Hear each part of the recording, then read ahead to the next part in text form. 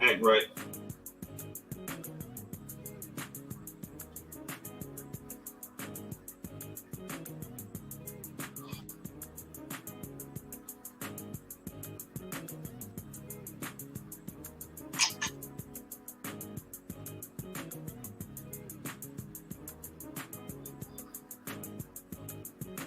What the hell?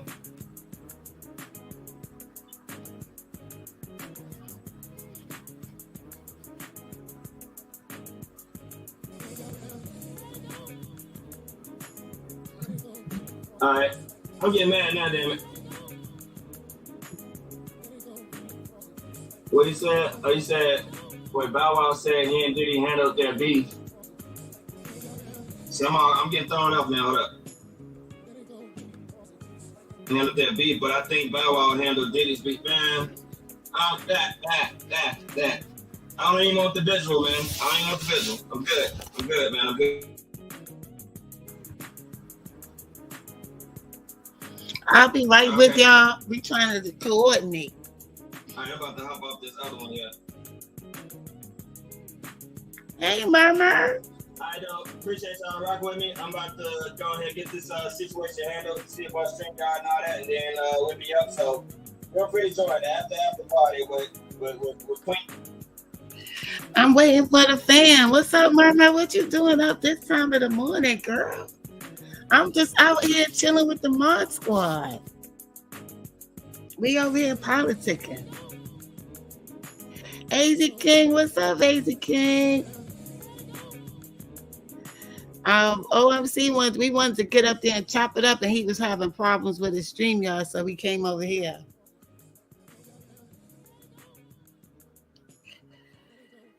Everybody's a mod over here. What's up, that beast? That beast, you got you got a wrench? Let me see if you got a wrench. Hey, Rebecca. Let me see. Okay, here you go. OMC. What's wrong with your StreamYard? It was the message that I got. It was saying that it wasn't I don't know. I'm gonna send it to you. I'm gonna show you what it said because I sent it to me.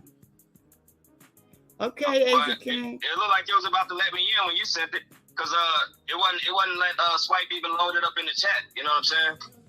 It looks like I'm only on Street Science or I'm on Queen Lotus too, because I only see it on I want to give Rebecca and oh yeah, here you go. Let me give y'all wrenches. Let me see who got a wrench and who don't got a wrench. Cause hey, and you know how I was saying all this shit. You know what I'm saying? So where Rebecca go? Hey. Well, what I was gonna say about that, well, you know she on there now, so you know stuff we talked about, personal shit. Who? Rebecca. What personal shit? I don't know what you're saying. No, I remember I was saying about the whole succubus pills and all that shit. You know, the stress and all that. Oh, that's her. That's Rebecca. Yeah. Okay. Well, they hear you right now. Huh? They can hear you. Who? Where? On the live. I just gave Rebecca her wrench too. So everybody has a wrench on this channel. God damn it. Rebecca, say something so I can see if you got a wrench. Yeah. Who ain't on? He can't go. He can't. His StreamYard is messing up on him. Hold on. I'm trying to get on. All right, there go Rebecca too. Okay, so since you can't get on StreamYard, they can hear you because I got you on the I got you on speaker. Yeah, that's her. Yeah. So don't even worry about it if you can't get on StreamYard. Is your phone charged? Is mine charged? Yep, I got 83%. So we good. Now, I'm going to turn this fucking music off, y'all, because it's interrupting the flow. Okay, so, but can you see the chat and everything?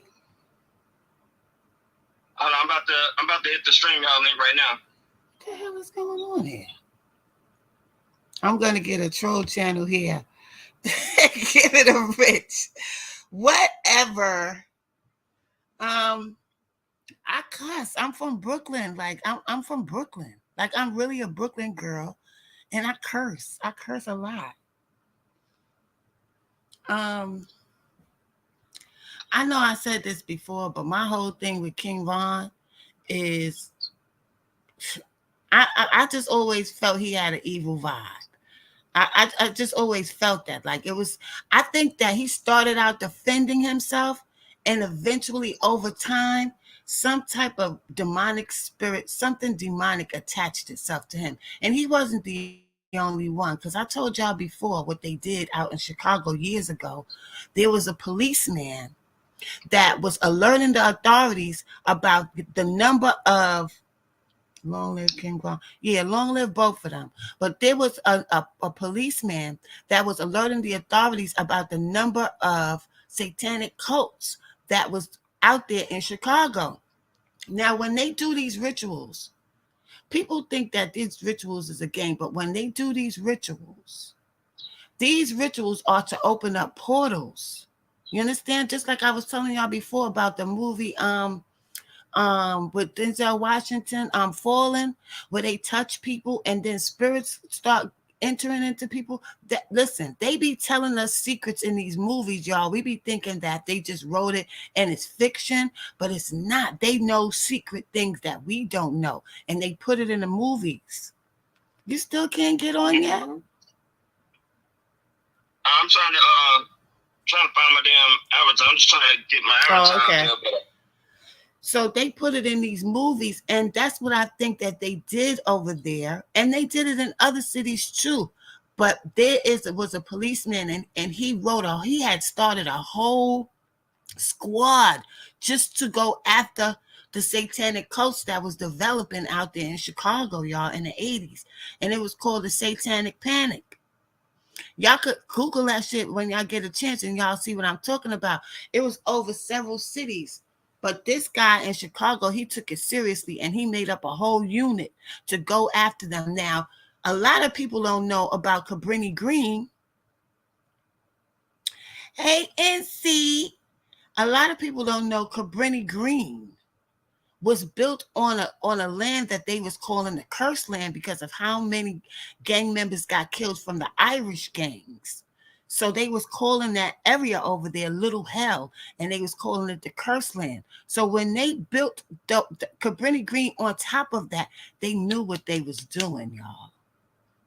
Oh yeah, I remember you said that before. See, when I go and do my research, I go way back. Like I went back to the 1940s, the 1920s, and these people like what's that man name that they all talk about all the time? You know who I'm talking about, OMC, the one that they call the Grandmaster of Evil or whatever. What's his name? Aleister Crowley. Aleister Crowley. Aleister Crowley did a whole experiment over there. It's a book about it called I'm gonna cut you off the phone. It's a book about it called The Montauk Project. You can hear me, OMC? Hold up. Yeah, let me hear you.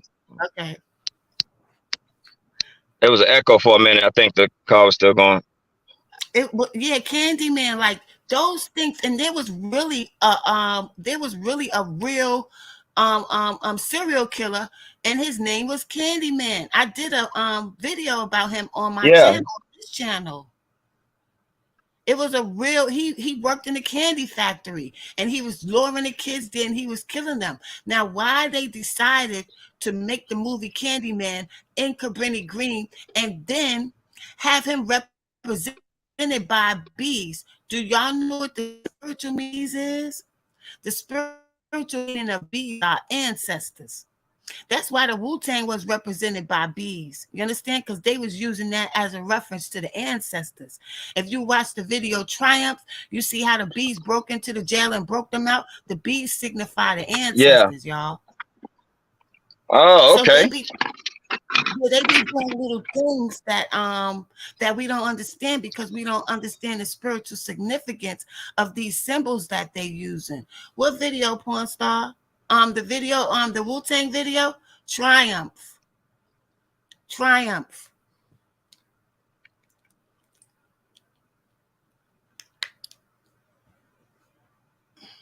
And you see, they use the bees. They say killer bees, and they always call themselves killer bees. The bees. Yeah, yeah. And that's why, because they referring the Candyman one you made. It's on my Lotus Cream page. It's on my Lotus page. Somewhere in my videos, because I got so many damn videos in there. I don't know if you follow me on Instagram. I'll send it to you, porn star. This is my Instagram right here. But the thing with Queen Vaughn is, I mean, his mother saying don't talk about her son. It just, when she said that, it just made me feel like when he was alive. Oh, like, shit, I'm on the wrong page. Like she was in some type of denial and shit, yo. Like, I don't know if she was in denial or she just wasn't really paying attention, or she was one of those mothers that it doesn't matter what my son do, I'ma always have his back type of shit. And that contributed to him to be a monster. Listen, I was working and going to college full time. But if I had any inkling that my son was online talking about murdering people and how it feels like sex, he would have had a motherfucking problem. No. Sure. I will protect my son, but to a certain degree. If he's out there murdering people, he's going to have to deal with that. He's going to get dealt with by me. I'm not going to protect my son if he's a murderer. And that's the thing. And hunting people. Sorry, OMC. I'm bad. I'm trying to check this sound. So am I echoing? No. Okay. All right. Out there in the cars with his friends looking for people to kill. I'm not going to protect him. Nah, you can't protect. And that's the thing, man. That they act out the way they do because they always getting protected. You know what I'm saying? Whether it be the moms or whatever. And to a greater extent, just the black community with that whole, you see, oh, right or wrong, we stick together and all that. And it's like, no, if you're wrong, you're wrong. And you get held accountable for it. You suffer those consequences for it.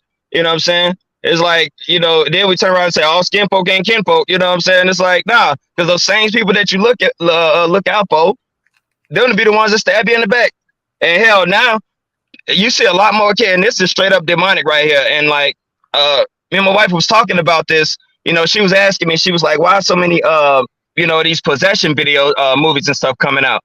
And I'm like, because Hollywood's communicating that they release more, and that's what's going on. Because all these, and I mean, it's not like the long string, but it's way too much, and it's way more common than it ever used to be, with these kids killing their parents off. That's what I'm saying? Especially black kids doing that. And I'm not trying to be racist, but black children wasn't doing shit like that before. Right. To answer you real quick, AZ King, he had it all over, posted on his Facebook, posted on his Twitter. You mean to tell me no family members saw that? Come on now. She knew what was going on. She knew. I believe that busy. She knew what was going on. Yeah, I mean I don't know nobody can feign ignorance. All right. I mean, for one, they all from the low end. The projects, everybody gonna know everybody damn near, you know what I'm saying? At least in them buildings, they are around each other. It's like a city unto itself, a world unto itself. It is a whole nother society. It's literally a social project, you know what I'm saying? And so they move totally different than people outside the projects, you know what I'm saying? It's like they're like, it's like, meeting, the damn, when the Pilgrims came or something, you know what I'm saying, and met the natives for the first time. That's kind of how it is when the people from the project spread out and moved to the neighborhoods. It was just a different kind of vibe, you know what I'm saying? People had to get used to it. So with that being said, yes, they are talking. I mean, they doing all this, and they're covering up for it, making all these excuses. Yeah, I got to remember to mute my mic. They're making these excuses, and what it's doing is it's just doing nothing but emboldening these kids. When Swipe was talking and encouraging them. Yeah, as long as it benefits them. And they never expect that one of these kids might flip around and turn on you. Just like just like this one cat, he was like on there, his messages was like, I'm gonna show you who's God or something like that. He killed his grandparents, you know what I'm saying? It's sad. And I mean, parents killing their kids too, but this is something that you never used to hear about. And so I use that correlation with you know, all the different possession videos coming out. I mean, I keep saying videos, movies, and they're depicting this, and it's like they're communicating. When I look at certain releases of movies now, I look at it as communication, you know what I'm saying, to the masses, whether it's somebody that's, trying to let people know what's going on through artistic means, or just sending a message and they with that, you know what I mean? And they like, all right, hey, look, we telegraphing our punches. You can't do anything about it. This is what we're doing, and all the rituals they get done. You were talking about the portals that's been open. What are they things coming through those portals? CERN, you know what I mean? And their body snapping. Actual demonic entities, low-level entities, because since we're operating on such a low frequency, they are able to exist here. See, that's the thing about energy, and that's why they do so much and put so much out there to have us vibrating on a certain level. All day long. All day That's why long. it's important, man. It's like to be mindful, anybody to be mindful of thoughts like just continually just negative thinking and negative affirmations towards yourself and others and stuff like that. That's what gives those entities power. You know what I'm saying? And then the person would just find themselves just weighed down, just feeling a type of way all the time. You know what I'm saying? It's like, that's that entity. It's like, it's body snatching and it's draining. That's why a person be tired. You know what I'm saying? It takes way more energy to be angry than happy. And so when that happens, yeah, it will just wear you out. You know what I'm saying? A person will just be sick and not even know why. And it's like that's what's using you. You know what I'm saying? It's like they just feeding off you. That's what they need. They need food, like vampires, they gotta eat to live just like anything else, but they feed off your essence. They feed off your aura, your energy. And how you feed them is based on your thoughts. Has been spilled over there on them streets. Even Michael Jackson said, I want y'all to put the fact that they lied to us and they lied about us in the history books and everything. I want you to put that in your subconscious mind and let's do something about it. I call those things breadcrumbs. Yeah. Because I never caught it with him. Yes, because for Michael Jackson to say that, he was actually saying something else. They're attacking us. We have the power in our subconscious. He didn't say don't buy the records, don't support. He said, I want you to put that in your subconscious mind and let's do something about it. That's why it's so important for people to be aware. But when we start talking like this, you see 3 people left. Right. Because it is scary. I understand that. I understand it's scary and it sounds like spooky shit.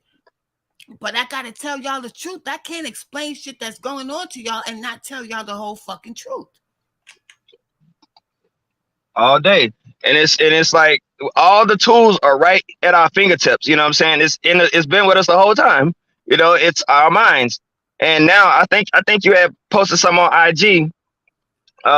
It was like some declassified, some from the CIA, like some old stuff that was declassified, and it was talking about the power of our minds, and that brings me back to it was a military man talking about it. Yeah, and they do all kinds of experiments. I mean, they did testing, back in the 60s, 70s, probably 50s, with LSD and remote viewing and all these different things, trying to have a whole battalion of psychics basically and remote viewers and all that. They were trying to do all kinds of stuff. It sounds like sci-fi, but it's real. You know what I'm saying? It's real. And the first person they used that MK Ultra shit on, the hypnotizing shit on the celebrities, the first person they did that to was Marilyn Monroe. Yeah. You think that's the first? She was the first one they did it to. The MK Ultra, talking about the beta kitten, the sex kitten type thing. Yeah, that kind of. Donny Hathaway too. That's why Donny Hathaway was saying that he was hearing voices and shit. And he said they was hooking up machines to him trying to steal his music. And they took him to the hospital and labeled him as a schizophrenic. They was giving him 28 pills a day to take. Damn. 28 pills a day, Donny Hathaway. The one that sing a song for you. I don't know. The one that made This Christmas Fire Burning Bright. Donny Hathaway, y'all. That they say he jumped out the window. which he couldn't jump out the window because the window was made that you had to have special tools to open the window. The glass wasn't broken, and the window pane was taken out very neatly. That's too much. Damn. Wait, Yes, that oh, means she you get jumped out the beat window. off of fear too. Folks don't believe because of fear, right? You have to have a special kind of courage to really get this, but I cannot know this. It's a reason why God revealed this to me. I can't explain things to y'all what's really going on, and people asking what's going on, why we like this, and I can't, and I don't tell y'all the whole fucking truth. What's up, Derek? I gotta tell y'all the truth, whether it sounds weird or not. Yeah, but how you doing with the lupus? That busy. I'm sorry, OMC. Oh no, you good. I had my mic muted. I was moving around and stuff anyway. Okay. All right, I'm gonna try and go back in these comments. Yeah, so y'all seen that Busy had put out the fear. Yeah, and I mean, look at they call it doom scrolling now because most people be on social media. Now all you gotta do. Oh, let me do. Listen, I lived with AZ Faison, Mr. Ace Boogie from the movie Paid in Full for 5 years. We watched that movie at least 30 times because Salute King, we was comparing what he was trying to do with the script that was originally called Trapped and how they switched it up. So we used to watch Paid in Full a lot. and what we came to was that they was using Paid in Full as the modern day Scarface. What Scarface did to us, Paid in Full did to the next generation. Only they had to give us the money to make the other kids that come after us think that it could be done. You understand what I'm saying? Right. But they used it to continue the illusion of the streets. And that's why when you see A talking about Dame Dash and how he didn't like what they did with the movie, that's what he's talking about. Because the message that he had was, don't do this. They trapped us off. And then what they did was, in order to kill his voice, because he was really from the streets and he was really getting that paper, and in order to kill his message, they put him in a movie as a fucking snitch. He never knew what Alpo was doing, so he couldn't wear no wire on Alpo. He didn't know what the hell Alpo was doing in Washington at the time because he wasn't messing with Alpo at that time. But this is what...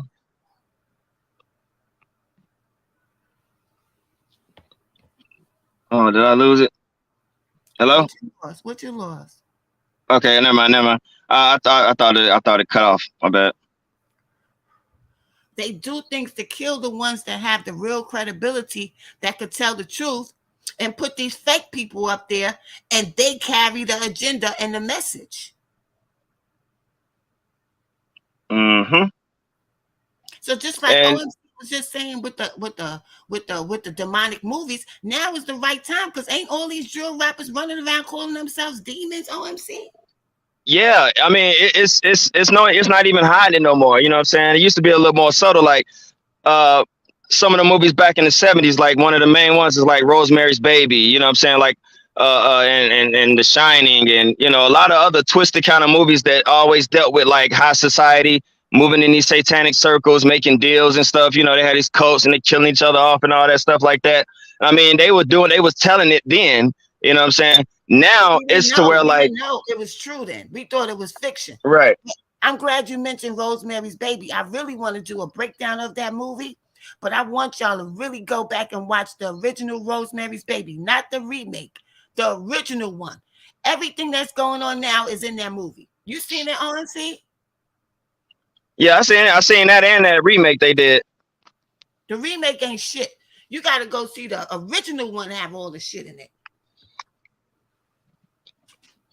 No, I seen the original.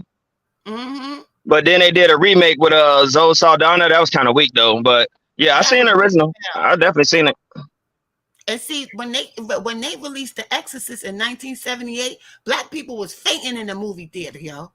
Black people, they had to carry them out the movie theater. Now, let them go see these movies now. It ain't gonna be none of that because they already susceptible to it now. Uh, but and the thing is now that I was just talking to I was talking to my kids about this. They asked me about, sometimes their friends be sharing like different TikToks with, those Illuminati symbols and stuff like that, and they were talking about the eye and everything, and it was like asking like, is everything evil? And I'm like, see, the thing is, these symbols are what they are. They are, what you put to it. You know what I'm saying? And so when they associating all this evil stuff, that's why they doing it on purpose. When they associate evil and satanic or Lucifer, anything like that with any symbol, and that's what they're trying to get to the mind, because symbols speak to the subconscious. So every time a person sees that now, first thing they think about is something evil, and that's the goal right there. And it's like, no, if it ain't the symbol that's evil. It's like, if a person look at it and automatically think that's evil, they need to check themselves, because they already got your mind right where they want it. Automatically goes to something evil. With no consideration of, people use these things for good. They were meant for good. You know what I mean? But everything's turned around. And that's what I was saying in the live that got taken down, that, if you want to talk about Lucifer and all that, it's like, no, he's not a creator. He is a creation. He's not a creator, but he can only corrupt what's already created. So everything is inverted. You know what I'm saying? With like upside down crosses or the 5-point star, you turn it upside down, it becomes a goat. You turn it upside down, right side up, it's a symbol of man and things like that. And so that's what's happening here. Everything is it's an inverted kingdom, and it's more and more. And now you have the whole. It's in reverse. Yeah, in reverse. That's why they play the music in reverse. They put the incantations in reverse in the music. Everything is going in reverse. Go ahead, OMC. Yeah, and so the bat mask and everything in reverse like that. You know what I'm saying? And so when people are seeing it now, it's like we already open to it, because they've already fought the battle of getting things like, it seems so simple now, but now we see how important it is. When, you can't even, a football team can't even kneel down and pray before a game or something like that without people getting offended. You know what I mean? I seen this picture today. I forgot what city it was, where they did like a 6-week ban on these abortion pills or something like that, or put a stop on it. And I seen one of the protesters back there with a sign that says, "Your God is not my God." You know what I'm saying? So it's like, the battle is raging right here in our faces now. You know what I'm saying? It's like, it's not that people don't know. Most people are very conscious of where they stand. You know what I'm saying? They've picked their side, and they're saying, we choose this world. We want this right here. You know what I'm saying? Right. Because right now it feels good. Us being the direct descendants of the Most High, we get what we ask for. So when I was telling y'all about the code words they use, like justice, just ice. Ice is a code word for representing the system we live under, the demonic system we live over. So when we go and protest and we be saying no justice, no peace, we asking to be held into this system. We don't even know that. When we say good morning, we're mourning the sun. We don't mourn the sun, they mourn the sun. But these are the little tricks they have that helps them to maintain the power that they have. Etymology. It's a whole bunch of things that these people use. Do you know that when the queen passed away, it was a whole stadium of white people screaming, yes, the queen is dead. They were singing that the queen was dead. See, because there's a lot of white people waking up too. And there's a lot of people that's talking and doing things to fight this system that we living under, this demonic shit. But they don't show that part. They only show you the drill. They only show you black people killing each other on TV, but they don't show the other part. That's why I be posting so much videos, OMC, on I mixed the medicine with the food, but I had posted when they was in there singing a whole song, a whole bunch of white people in the stadium celebrating that the queen was dead. Oh yeah, I mean, when she first died, I seen a lot of like comments and stuff on the different posts. You know what I'm saying? It was like, people were just happy. You know what I'm saying? But I'm like, okay, that's one, and do you think they're not gonna replace her? You know what I'm saying? I mean, they already got king. They already spirit cooked and took her spirit and placed it in another body. Remember when DMX passed away? And her husband passed away the same day as DMX. He was 99 years old. Whoa. DMX passed away April 9th, 1990, April 9th. And that was a couple of days before that was when Nas X had released them sneakers with the blood in them and shit. All of that was a Yeah. part of the ritual. All of that was a part of the same ritual. Now, this guy Nas X, he was born April 9th, 1999. Now they put and the Prince was 99 years old. Now they had the damn cover of the newspaper, and they had DMX. I'm gonna put it. I'm gonna show you. DMX and the Prince side by side, right? I'm gonna show you Uh-huh. how these people get down.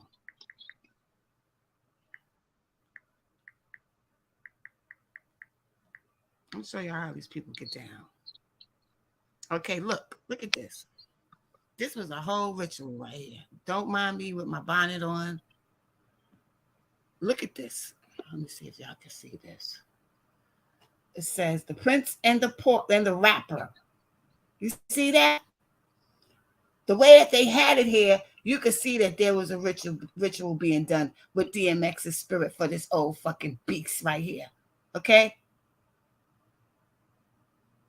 And he was 99 years old, following the whole fiasco with Nas X and his sneakers, and he was born on April 9th, 1999. And DMX actually died on the 8th of April, but they didn't start on the 8th of April at 9:00 p.m. is when everybody started getting the news that DMX passed away. If you go watch Willie D talk about DMX's death, you will hear him say, I got the call around 9:00. But they made a whole thing and got all on what's that female comedian name? With the short hair? The fat Lunel. Lunel was Oh, saying, announced on Twitter that he passed away before they wanted her to. They was all on her ass. They were so mad at her because they didn't want us to hear about him actually being dead until the 9th of April. Because it was a ritual. Yeah, I remember. Yeah, I was like, wonder why they do that. Yeah, you said it got to be a, they well, that's strict with them. They got to have certain dates when they announce these things, and that's I don't really dig into that, like what those each date mean or whatever. But it's something they own satanic calendar basically. You know what I'm saying? Just like any other calendar or schedule, they got to keep. You know, You but I know why wonder if they it want goes even deeper. If like planets got to be aligned a certain way, or certain stars or something like that got to be in a certain position too. They always do something around a blood moon or a full moon. That's how I was able to predict when Jada Youngin got killed. I said on my page, if y'all go back and look in my community on my Queen Lotus page, I said something sad is going to happen this weekend. And Jada Youngin passed away the next day. Mm. Because I'm learning their system. I'm not psychic. We all psychic to a degree. To a But degree, yeah. I'm starting to understand anytime it's around a moon time and they announce it's going to be a full moon this weekend, you best believe somebody's going to die. Or it's going to be some type of tragedy. Now, if y'all go back also on my Queen Lotus page with the Buffalo incident, that was a whole doggone ritual too. And it was involving an entity called Baron Samedi. If y'all go, people don't know about Baron Samedi, but I know. I seen all of them dressed with the Baron Samedi outfits, which is the top hat with the long coat, like Biggie had on his album Life After Death, like Michael Jackson had on in his last photo shoot, like Uh-huh. Tupac had on before he passed away. And Janet Jackson was representing Baron Samedi at the award. She had the Baron Samedi outfit on because she was the grand master of that ceremony. That's one of the voodoo guys, ain't it? Barrett. Baron Samedi, Baron Samedi. Okay, put it like this: all of these energies and these things that they use, it depends on how you use them. Because all of them is our ancestors. Right, right. But since we don't know shit about it, they have control over the spiritual realm. But that's That's gonna why backfire though, right? I I mean, don't know, because because that's why they burnt down all our libraries and shit like that. That was partially why. And that witches of Salem, the witches of Salem, when they killed all them people and they said they was witches and shit. No, they was killing all the people that had the knowledge. right. And then like some of them, a lot of them weren't even witches. Like Right. a A lot lot of of that them, a was lot of them wasn't. Yeah. they was just trying to like clear debts, or you know what I'm saying, somebody they didn't like. They was just because it was so easy, you know what I'm saying. It was still basically like dark ages, you know. They was trying to be all Puritan and fundamentalist, but it was that was corrupt. That was even tainted with evil because yeah, it was like people were targeted for certain reasons, you know what I'm saying. And you know, it might be something as small as they owed somebody something, or simply they, you know, somebody was jealous of, you know, they thought their husband, you know, was sleeping with this person or something like that. And, you know, all you had to do was, all it took was an accusation, just like now with you know, the Me Too stuff and all that. Just an accusation was good enough. And that was it. And look at what they did, though. You know what I'm saying? They don't realize they killed all these people. Like, you are taking something into your own hands. That's something that your Bible even preached against. But yet you're going to kill all these people. You've already tainted that town that, you know, it's forever going to be, you know, haunted with the spirits of those people to this day. You know, I've always been curious about that city though. Yeah, TB. these people, I don't mean to like be spooking people out. That's why I don't really talk too much about it. But when I decided to look, I'm gonna break this down to y'all real quick because it's really amazing. When I decided to look at Chicago, the first thing I saw was what I just told y'all, the satanic panic of the 80s, where this whole bunch of cults was out there doing rituals and shit. And they was opening up portals. Now, I wasn't too sure about that. But this is how God speaks to me and gives me confirmation, y'all. I got to share it. Because he don't give it to me for me. He give it to me so that I can explain it to my people so that y'all could be aware. You don't have to do anything. You just need to be aware.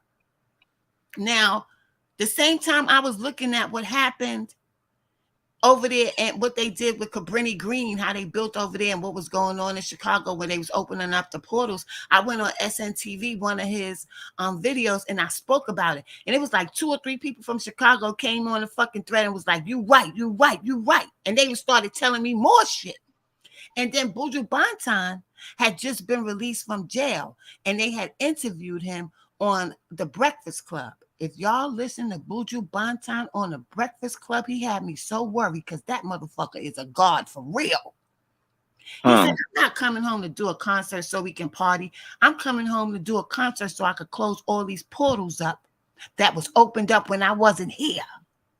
So right at the time where I was learning about the portals being open, this is what Buju Banton got on Hot 97.7, the Breakfast Club, and said. So isn't that confirmation for me? Yeah, I gotta find that. Hold up. Hot Said 97, Buju Banton, the Breakfast Club. That's all you got to do. It's there. Yeah, yep.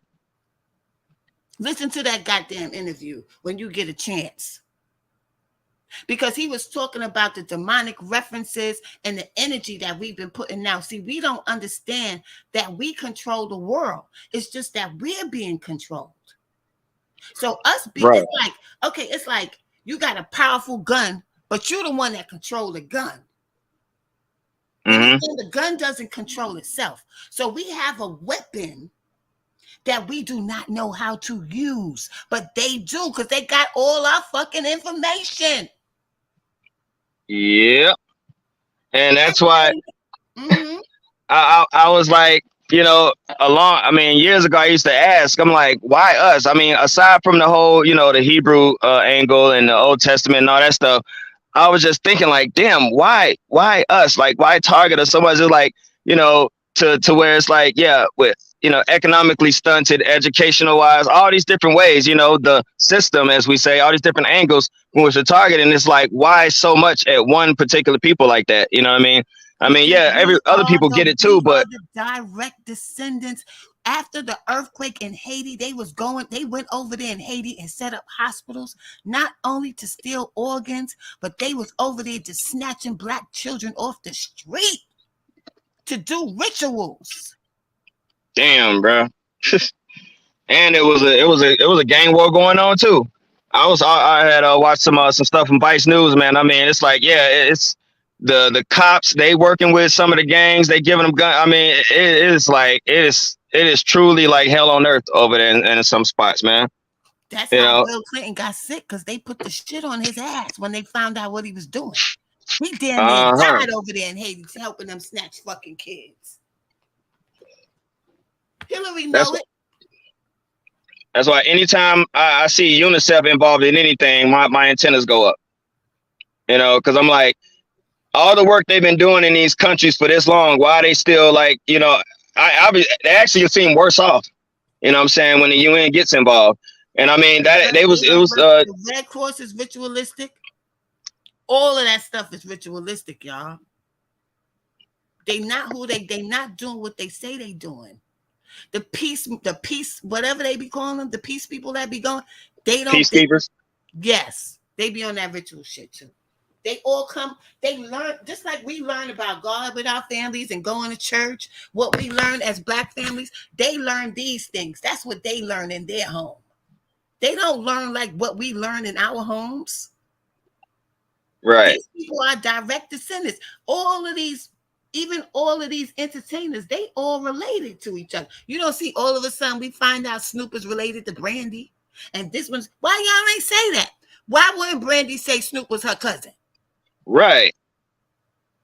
And I mean, yeah, I mean that when what was it? It was something about Brad Pitt and a couple of the Bushes, you know what I'm saying? And like how they bloodlines, like they are related, like, you know, 8 times removed, or however you say it or whatever, you know, to the like royal families and stuff.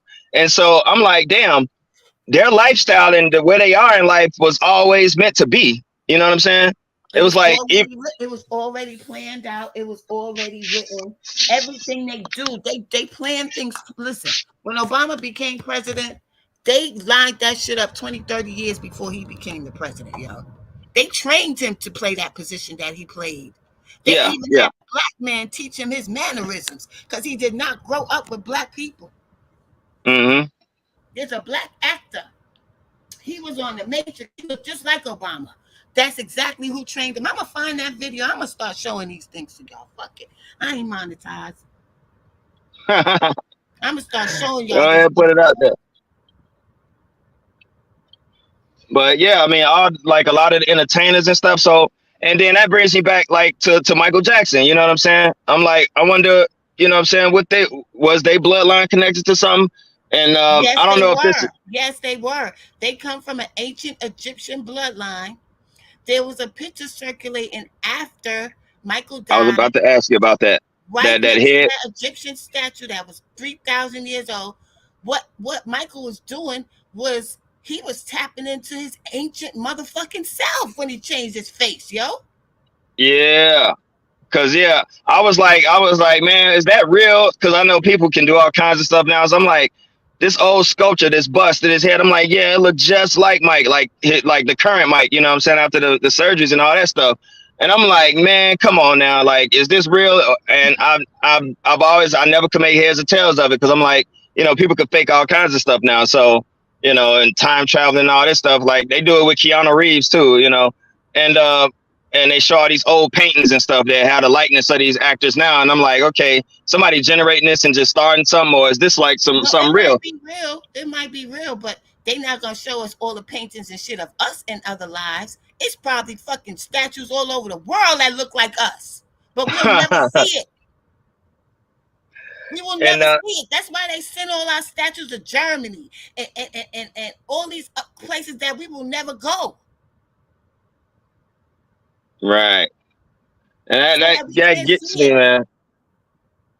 And it's like that's what and I mean, obviously it's enough of this stuff, that it's enough interference that weighs us down to where, you know, most of us are not really thinking about it, or, you know, it seems too hard to like really tap into that. You know what I'm saying? Obviously the education one finna be given to you.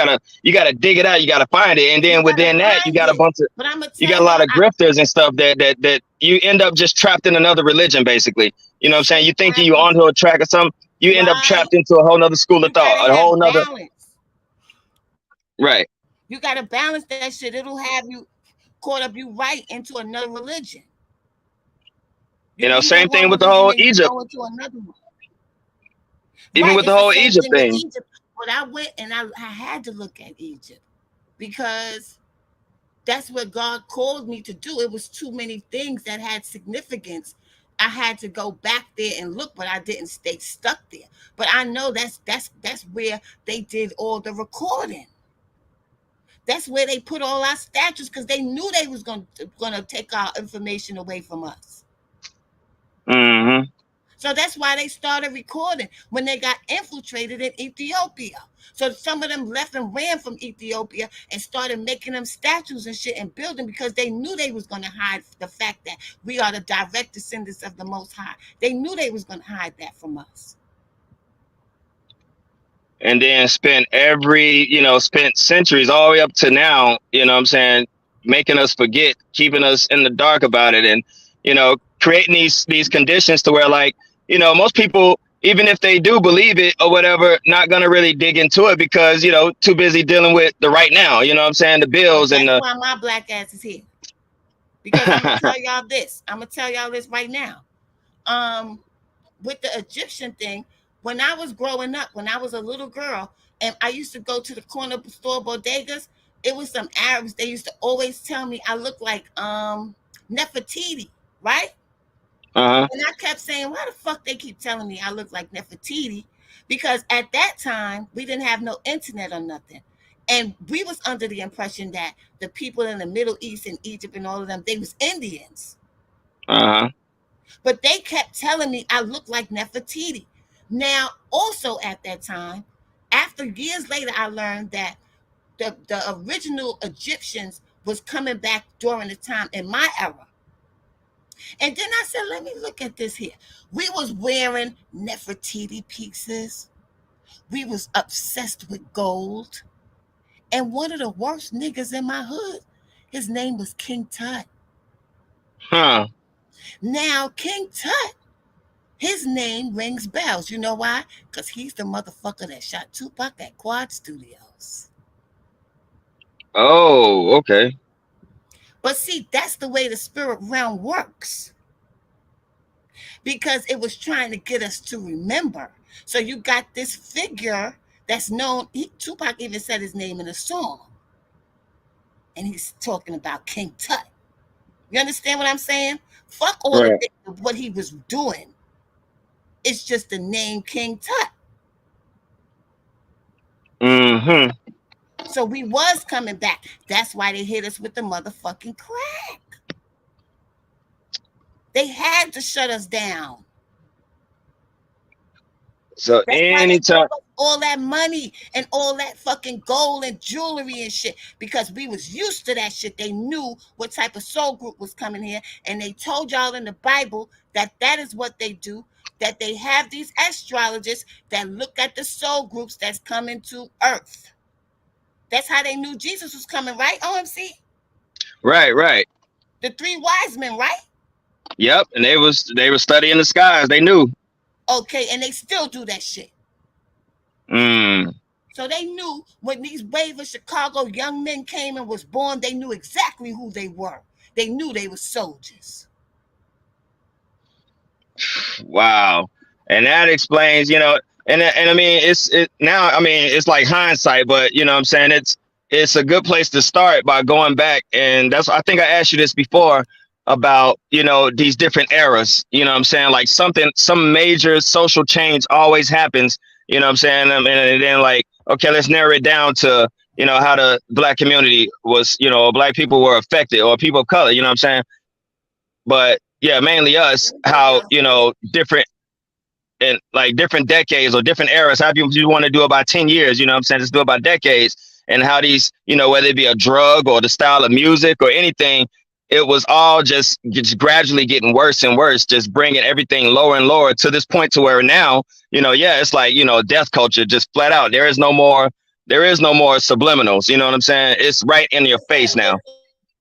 See, Michael Jackson was the first person that depicted us as Egyptian on television during my era. So Michael knew what was going on, and he went totally against them. That is why they labeled him a child molester. He wasn't supposed. That is why they shut John Singleton down. That is why Eddie Murphy ain't do a movie in 3-4 years after that. He was doing dumb movies, Dr. Dolittle, and all these stupid movies. And that is why Iman had to go and marry David Bowie, because they wouldn't give her no more modeling contracts.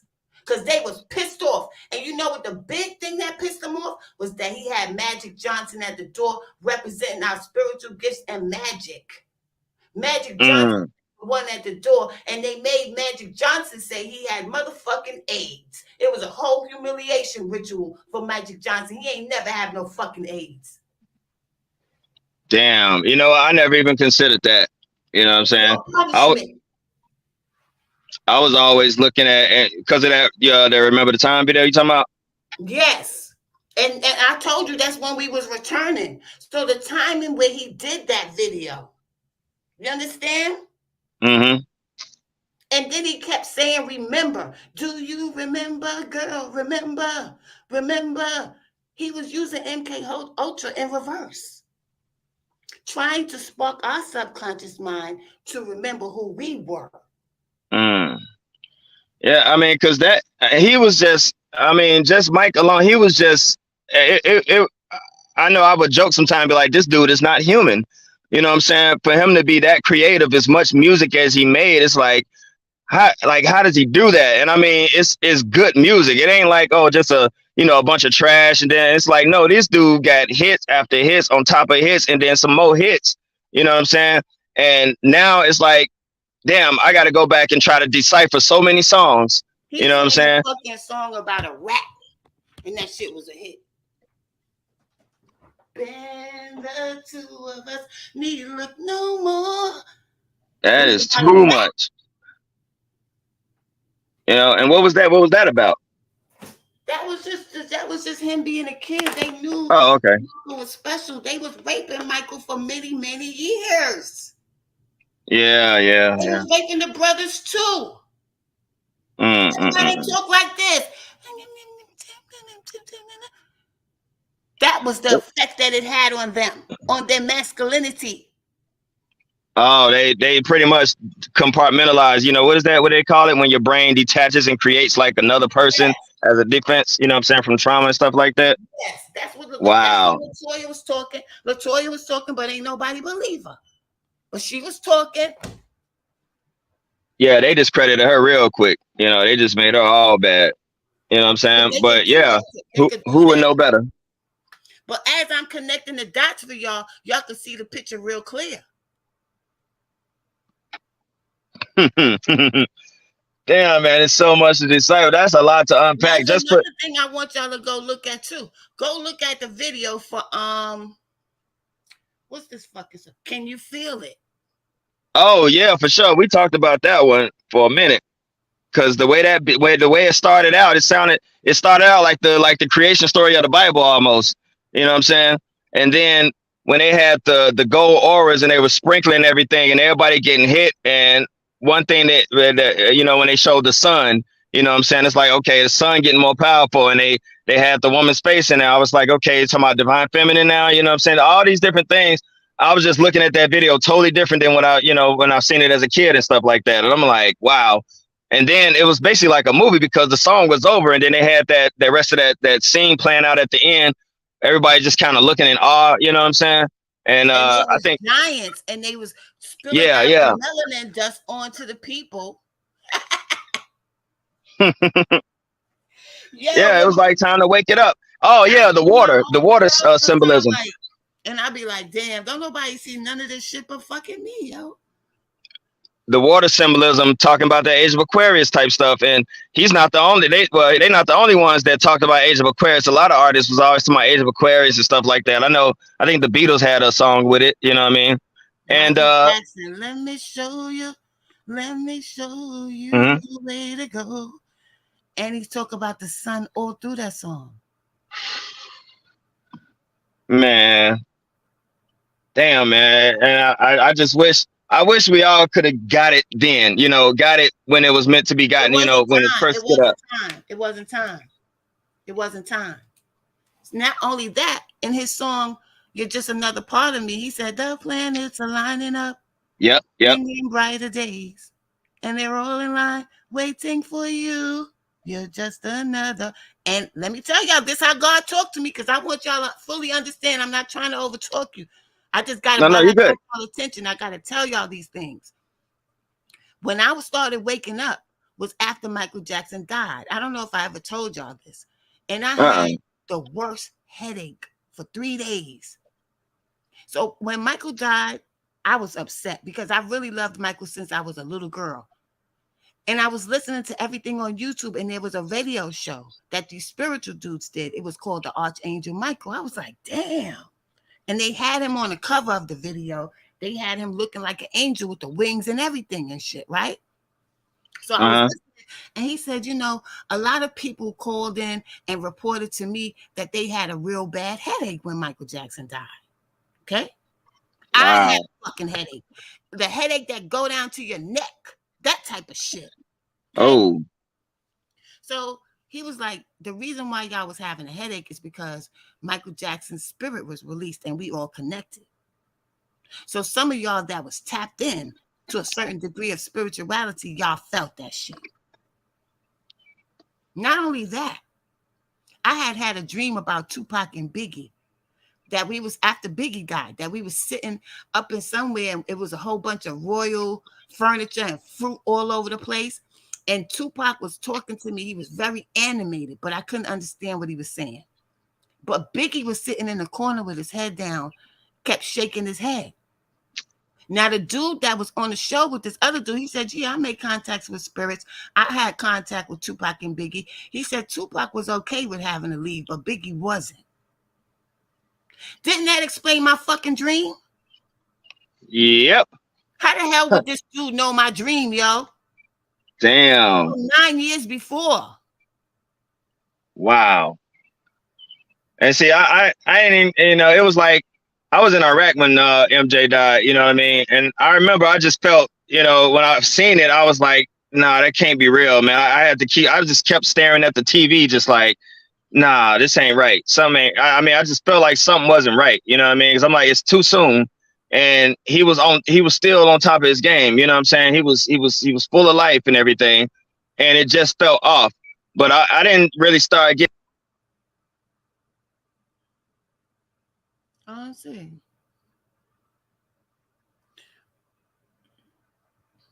Michael was special, y'all. Michael had a lot of messages, but he ain't the only one. It's a lot of them. And that's something, it was some people on YouTube, they were saying the same thing about King Von's death, you know what I'm saying? They described it as saying that, like the timeline was sped up, you know what I mean? Like it wasn't, like he wasn't supposed to go yet, you know what I'm saying? Like it was unnatural. Listen, I don't know what these people talking about. Let me break this down to you. Okay, after I did the Cabrini Green thing, I looked at Duck. I said, why am I so obsessed? You see 126 is in my name, right? Right. I had this channel for 7 years before I even knew that it was a channel. I didn't know it was a channel until I started looking at videos and shit. Okay, right. So I looked at Duck's birthday because I was obsessed with Duck. I looked at his birthday. His birthday is December 6th. That's 126, ain't it? Yeah. Okay. Damn, that's 9. Number of completion. What was Duck always? What did Duck represent? 63rd. 63rd. Yeah. What is 63rd? That's 9. Okay. I watched a video of Duck. He was standing in front of a building. He was doing one of his songs. The video is called Intro or something. Intro, yeah, I know what you're talking about. Yeah. He was standing in front of a building. The building was 558. Add up 558. 10 plus. That's 18. Oh, 9. Yep. Damn. I was watching another video that Duck was doing. He was standing in front of a building. The building number was 6318. What is 6318? 6 plus 3 is 9. 1 plus 8 is 9. 9 plus 9 is 18. 1 plus 8 is 9. Damn. how God talked to me. I don't know about nobody else. Then I said, damn, Duck number was 3. That's a derivative of 9. Vaughn died approximately 3 months after Duck. Yep. So I looked at Vaughn's birthday. Vaughn was born on the 9th of August. He was a 9. Yeah. They both had the same energy. But what happened with Vaughn is he had 90 days to change his ways, and he didn't. Because I'm going to tell y'all how God talked to me. When I told my homegirl on the phone, she's a card reader. She used to do all these, she used to be on YouTube reading all the drill rappers. She knew when drill rappers was getting ready to die. She used to try to warn them. And her name is MBT Tarot. I'm talking to her and I'm like, yo, I got a bad feeling about Vaughn. Right? And then that same day I told her that, the airport thing came up where they stopped him in the airport, right? Right. I said, since they just stopped him in the airport, he on the radar now. Right? Right. He goes and does the academics interview. Academics asked him about Duck. Right. He started laughing. Yeah. When he started laughing, you know what the feeling I got, OMC, my subconscious, my mind said to me, damn, why the fuck did he do that? He gonna die. Yeah, you said that. Yeah, I remember that. Yeah, I remember you telling me that. That nigga died 2 days later. Wow. And that was his time, his chance to, like, that was so his chance. And you saying, like, if he'd have responded differently to that question, he would be alive. So, I mean, you don't think the rest of all the events that happened that night, I mean, like, say he would have, you know what I'm saying? Like, he wouldn't have responded the way he did, you know, when talking about Duck. But, I mean, do you think he still would have ran into Quando that night at the club? You know, or they would have, when they went to the hookah lounge or that? Nope. Wow. Nope. That's why it's very important how you have 2 crossroads in life. You choose which one you're going to take. And he chose the wrong one. Right. He continued to go on with that energy. And he had 90 days to rectify it. He got on live. He said, ain't no more FBG. And we was laughing, remember? Yep. Him and a whole bunch of people. I know Mimo and Breezy, they was talking about, oh, the war over, we done now and all that. Breezy didn't have that 9 ether energy. So he was the leader, just like Duck was the leader because he had the 9 ether energy on the other side. But aren't those? That's the 9 is the number of completion. So it was the closing of a cycle. So and people said, and Vaughn had a chance. He had another chance. Duck was his spirit was supposed to be released so that the shit could change over there, yo.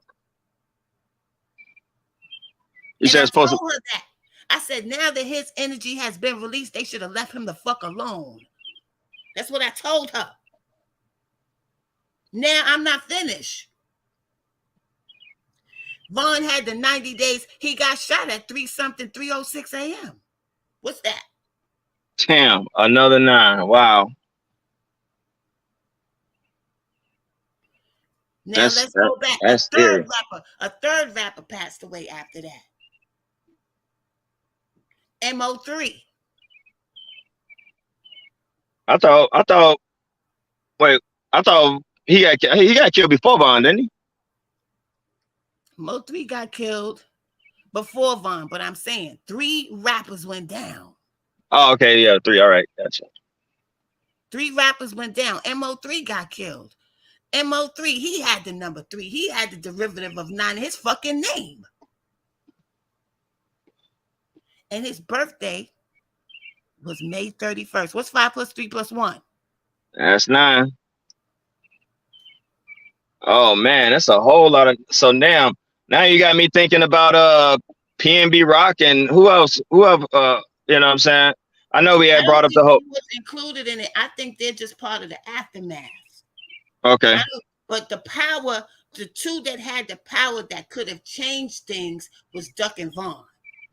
Because they come from where the whole drill shit started. You feel me?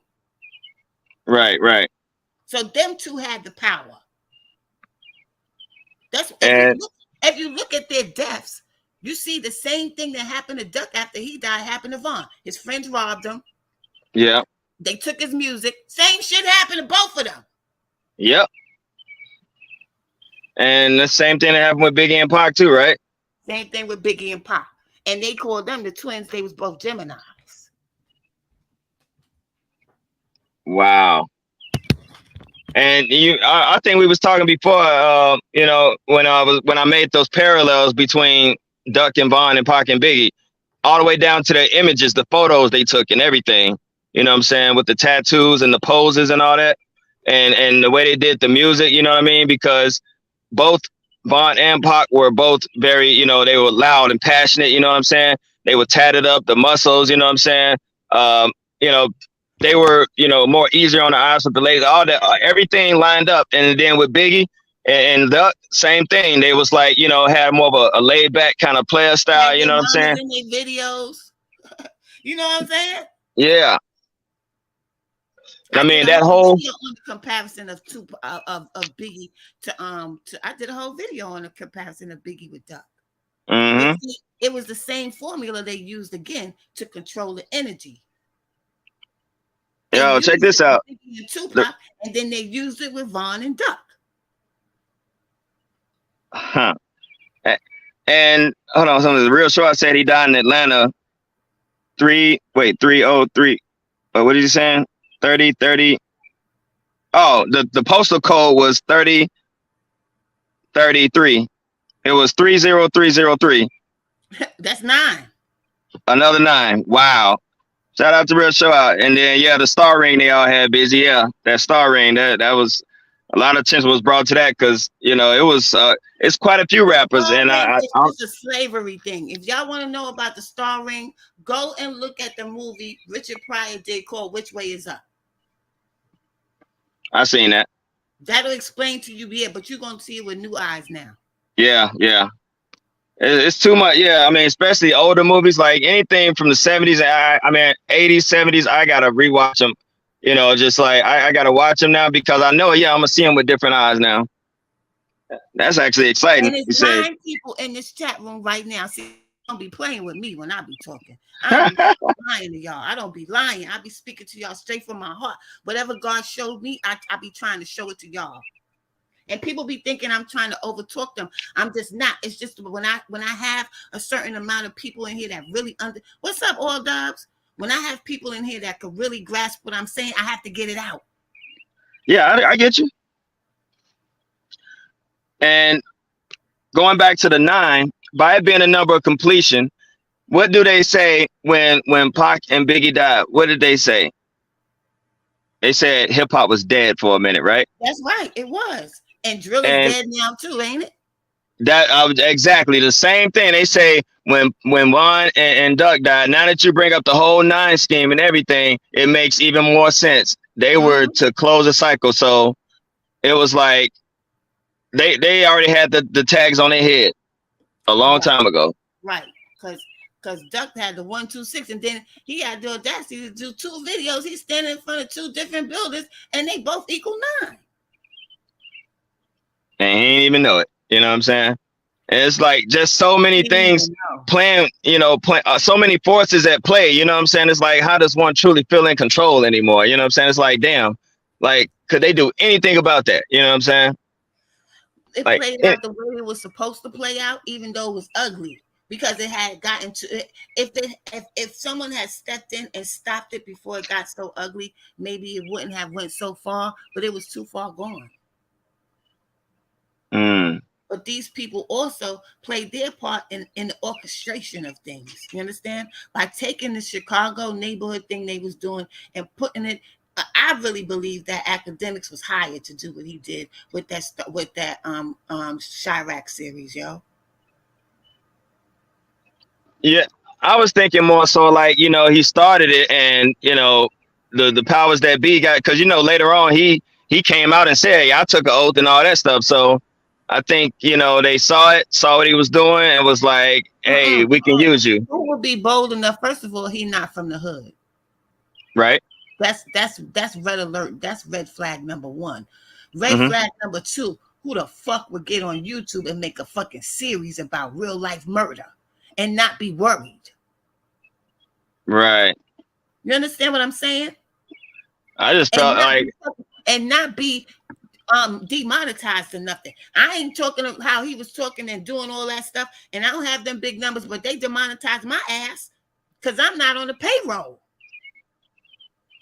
But it fit his agenda perfectly because it did actually run up the body count. You know what I'm saying? After you start dropping those, because now you had people, more and more people were doing things knowing that it was going to end up on academics, and everybody wanted a nickname. Everybody wanted to, hear about something, so all these, all the witnesses that was watching were desensitized because they weren't looking at them as human beings anymore. They were characters now.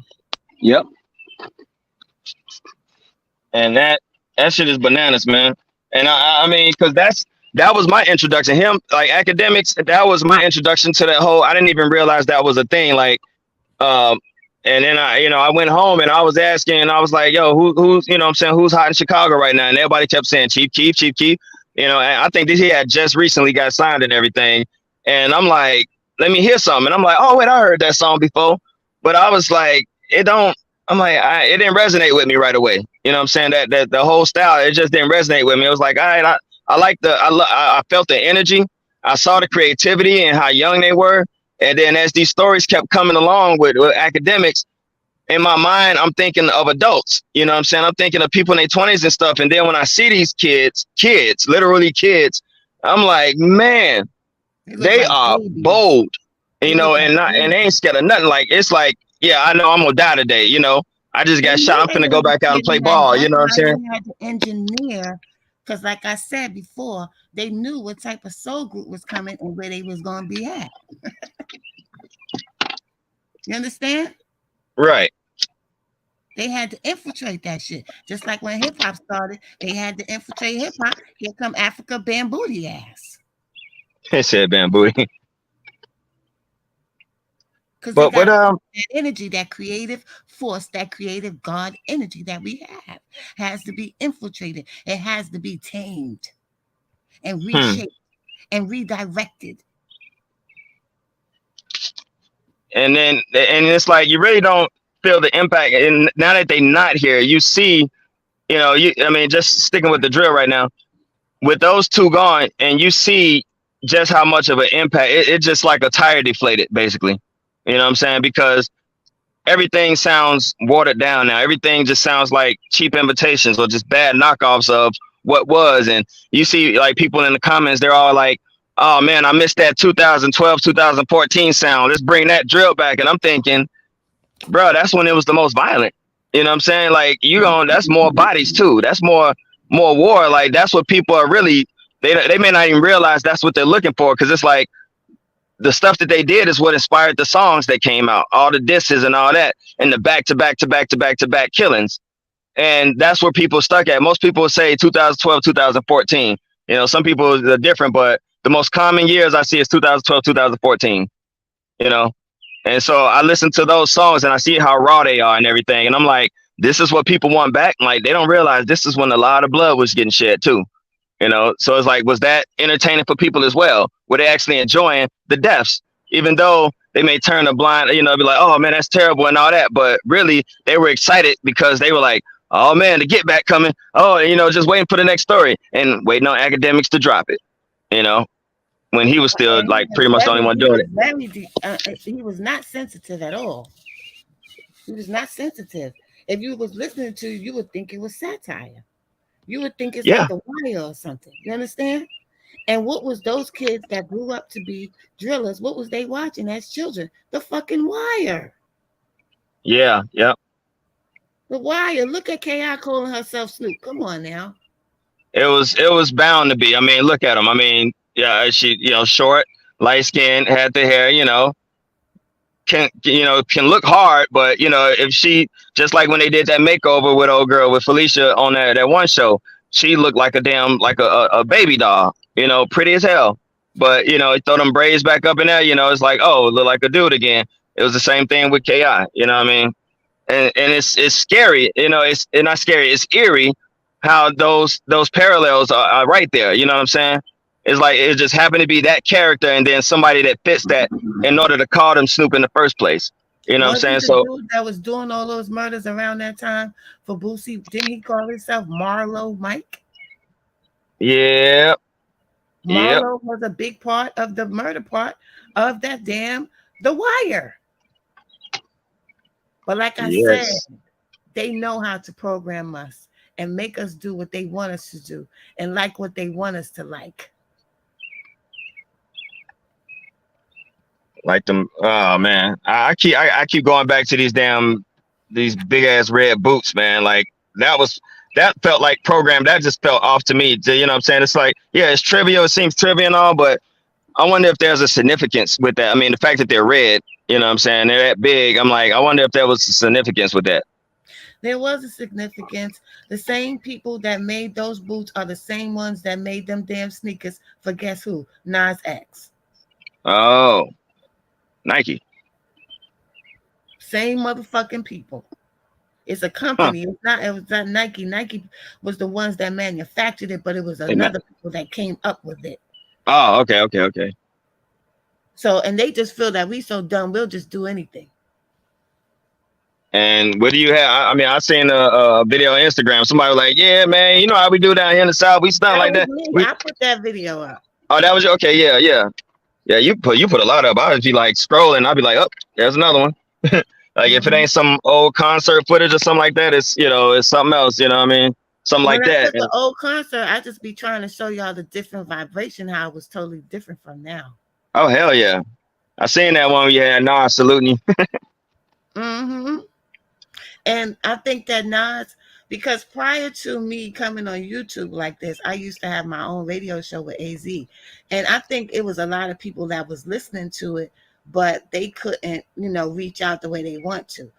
But the way that Nas looked at me and walked over to me and switched the mic in his hand to salute me, I know that he knows me from somewhere. You feel me? He heard me somewhere.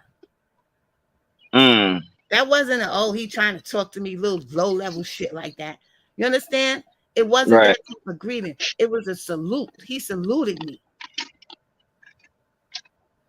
Yeah, I peeped it. I kept looking at it. I was like, yeah, he looked right at her. Damn. He looked at me before he walked over there. And I was I on was the dead. right side of it. He didn't do that shit to nobody else. And that place was fucking packed. There was fucking at least at 1.5 people in that motherfucker that night. And then to top it off, when I came home, I had a request on Instagram from him. Nas on my fucking Instagram. Whoa. But Huh. when I went to confirm it, he was gone. That's how I know that Nas knows who I am. But because he's in a different type of lifestyle, he cannot really fraternize with people like me. Okay. I But he mean, respects me at the same time. Because Nas used to want to come to the lectures in New York, and his managers told him he couldn't come. he said his managers told him he couldn't come. His managers told him he could not come to the lectures. His handlers. Okay, so he was getting handled for a minute. I mean, is he free now? Like he's broken away from that, or what? I mean, how is I he don't like? know. I don't know because he already took the oath. He took the oath because they took all his money from him. Right. Because that's what. Remember when he was trying to call himself Godson? Yeah. Because that's when they was trying to recruit him. And if Okay. you listen to Ether, you'll see it was them that was trying to recruit him. Okay. And then there was that one photo, you know what I'm saying? I'm sure you seen it, where him and Jay-Z was on stage and people was like, yo, look at their hand. That's when he took the oath. Okay. That's when he took the oath. Right, right. Damn. But I'm not you making said that up, y'all. I went to the fucking concert. Like, this is the type of shit that happens to me.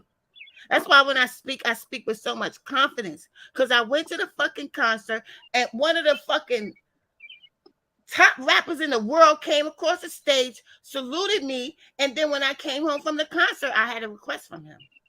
How the fuck did he know my name on Instagram? How did he know my name, period? That means when he saw me, he already knew who I was. You understand? Right.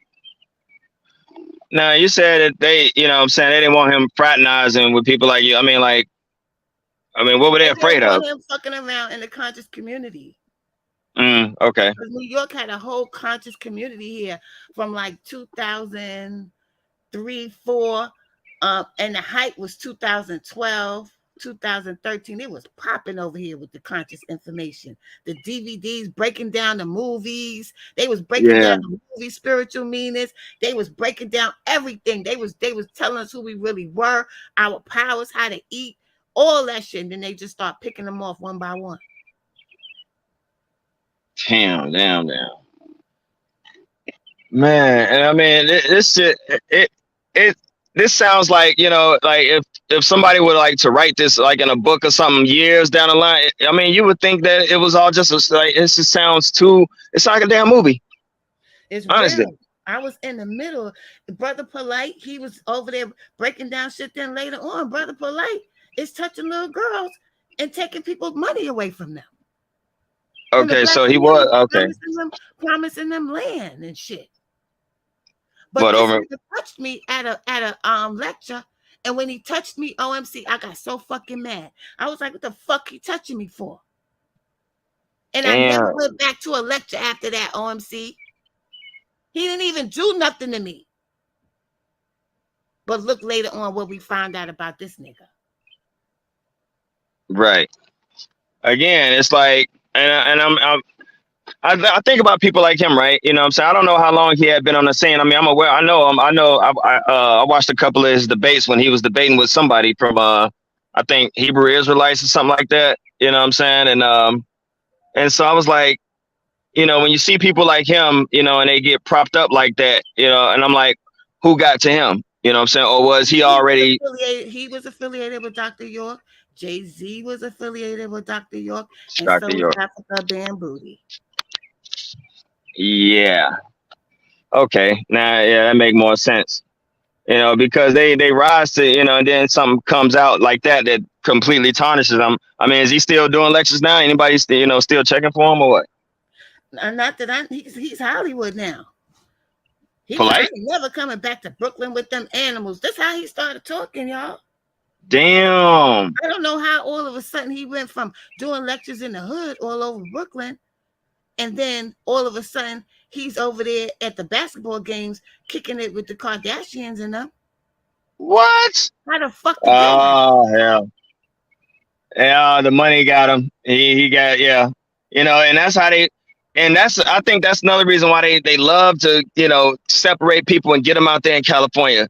Some about, you know, I think I said this before, it's some about that place, man, that people lose themselves. And you hear musicians, different singers and everybody, you know, when they sing about California, I know one of the biggest ones is like with the Eagles, Hotel California, you know, it's like something about that place, it changes people.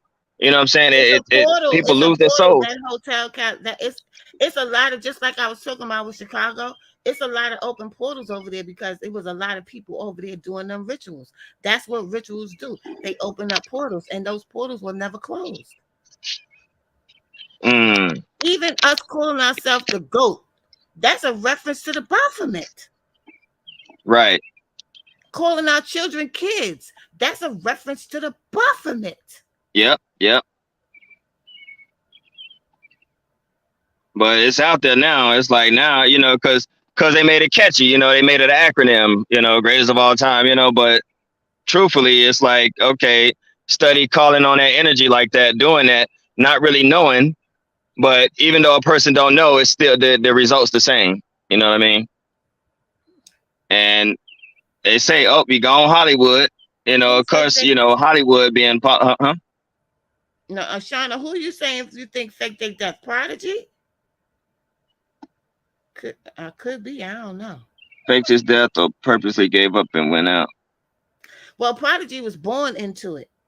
His grandmother, his great grandfather was the one that started Morehouse College. So if y'all have Oh, any history on these HSB or whatever H HBCU HB. Let me see. colleges, HBCU. yeah, them HBCU colleges, they're all set up to initiate people into this demonic shit through sororities and fraternities. Go look at the videos people is making now on sororities Boule. and fraternities and saying that they was demonic. They had to do rituals and shit. Go look at them. They on YouTube. The Boule. Boule. They're gonna get you one way or another. If they don't get you that way, they're gonna get you through Freemasonry, which was originally ours, but it's been infiltrated. And I can't even talk to people about it because they get mad at me and shit. Because they so fucking programmed. Yeah, I saw you. I saw you was kind of having a discussion with somebody on your IG. About that. You had that post with Farrakhan. He was getting like an honorary degree or something like that, and the responses I seen were that defensiveness. That was like some of the same feelings I had. Whenever I heard people talk about it, I would get angry because I'd be like, man, you don't even know. You know what I'm saying? And it's like, yeah, like you said, like it is sacred knowledge, you know what I'm saying? And it was infiltrated. It's still there. It's still sacred knowledge and things like that. But I think one of your questions was, how is it being used to help people? It's not being used to help anybody. What does any of these things help anybody? Every fucking body sat here. Black Lives Matter, the Black Caucus, all this bullshit, and watch all these black young men kill each other in Chicago. Can't none of these motherfuckers tell me shit. They never cared about it. It was never about that. Shit. Farrakhan live in Chicago, OMC. He ain't say one fucking word. Nah. He been a plant though. I mean, everybody know that, because if he was that much, you always have to ask that question: why is he still alive? They took Malcolm out real quick. You know what I'm saying? He ain't get to see no old days like that. You know what I'm saying? Because it'll be X sitting up right now. You know what I'm saying? Not him. He had a part in Malcolm's assassination. Yeah, I know. It. For sure. I think that's what boosted him. After not doing no fucking research because of how Farrakhan makes them feel.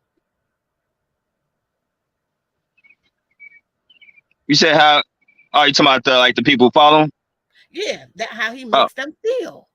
Yeah. Black people are emotional. He say a few good things, they feel good, and and then they'll sit there and tell me that they conscious. No, you're not. You're not fucking conscious. Hell no.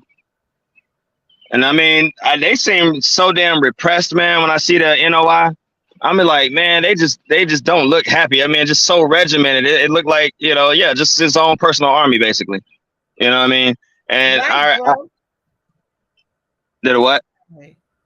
Joe said, operating from an emotional standpoint. You know how many people don't like me because of the shit I be saying, but they won't say it though. But I could feel it. They ain't gotta say it.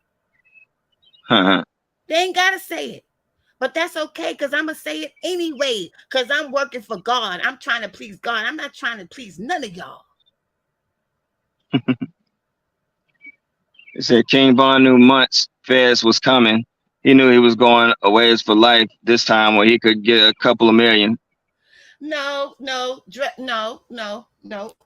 He ain't playing that. He not that smart. You got to understand this. He was a young boy. And he was excited. He was in the music industry now, getting all this money. He had this reputation as being a killer. And you all know that Black people are attracted to murderers and bad boys. So he was not operating on as a person that was grounded and really thinking. He did not have the right people around him to guide him. No. And he was just like extra cocky too. You know what I'm saying? He was like, can nobody tell him nothing? You know what I'm saying? Very few people he would listen to. Let me tell you something. If I was there and I was Von's manager, I would have had somebody knock him the fuck out. Yes. So all that, you can't control him. No, fuck that. I'm trying to save your life and you my peoples. I'll knock you the fuck out. You could be mad tomorrow, but your ass will be alive. And that's what he needed. You know what I'm saying? Because he had that, that energy, you know what I'm saying? So a lot of people probably just was intimidated, it just went along with it. And that's why I had the opinion, back, Huh? You have 15 or 16 motherfuckers around him. You mean to tell me he had to be the one to hit him? What, do that make sense? Right. A lot of them. I The mean, yeah, I know person they do. that They. went and Uh, well, you I was know just who saying, they like a lot of called them, him and they did told what him they. to meet? Oh shit! I'm sorry. Go ahead. Go ahead. You know who they said was the one that called him and told him to meet him at that hookah bar and he wasn't even there? Oh. Boosie. Boosie. That's why he turned the car around. Oh, that was okay. That was He got a phone call. his role in that. Okay. All right. He got a phone call. See? But everybody want to tell me how innocent Boosie is and all. Get the fuck out of here. He Oh ain't got shit no, to do. no, Get the no, no, fuck no, out no, of no. here. I still want to know what happened to that damn girl. I think I talked about this before. There was a certain video, and it was uh, uh um what was it? Damn, I can't think. I don't trust Jay Prince either. I don't trust that piece of shit motherfucker. I don't like that motherfucker. I don't like him. I don't like him. I don't like him. If I was to see him, I'd probably spit in his face.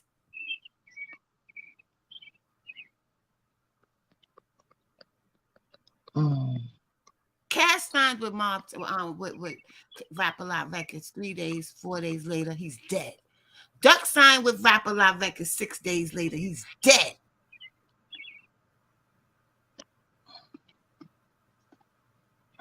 I Oh don't yeah, trust. it was a girl who was on the road, and she was talking about Boosie, and she was she was like, he's trying to have me killed or something like that. So I'm putting this out here right now. I'm trying to have this kill. I'm trying, like, he's trying to have me killed because she was saying about his involvement in some murder, something like that, and nobody knows what happened to her. I don't know if she's been. I mean, some people say she was dead or whatever, but I can never get any confirmation of her if she was still alive or not. That was his baby mother. She's still alive, but she just knew that she had to shut the fuck up. That was her brother Okay. that got killed. It was her brother.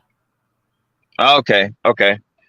Yeah, and I mean, his name is always like anything dealing with someone in the South. Somehow his name is on there. Boosie was drilling too. Boosie was drilling right before drilling really hit. He was doing his shit. Yeah, yeah, definitely, definitely. See, the real ones either get locked up or something happen like BG, Soldier Slim. The real ones, they get locked up or killed early. Big L, Stack Bundles. Stack Bundles get killed, and Max B goes to jail. And Jim Jones, what the fuck he named himself Jim Jones for? When Jim Jones was responsible for murdering at like 800-900 black people. Why you name yourself Jim Jones? But anyway, he takes Stack Bundles' whole style and Max B.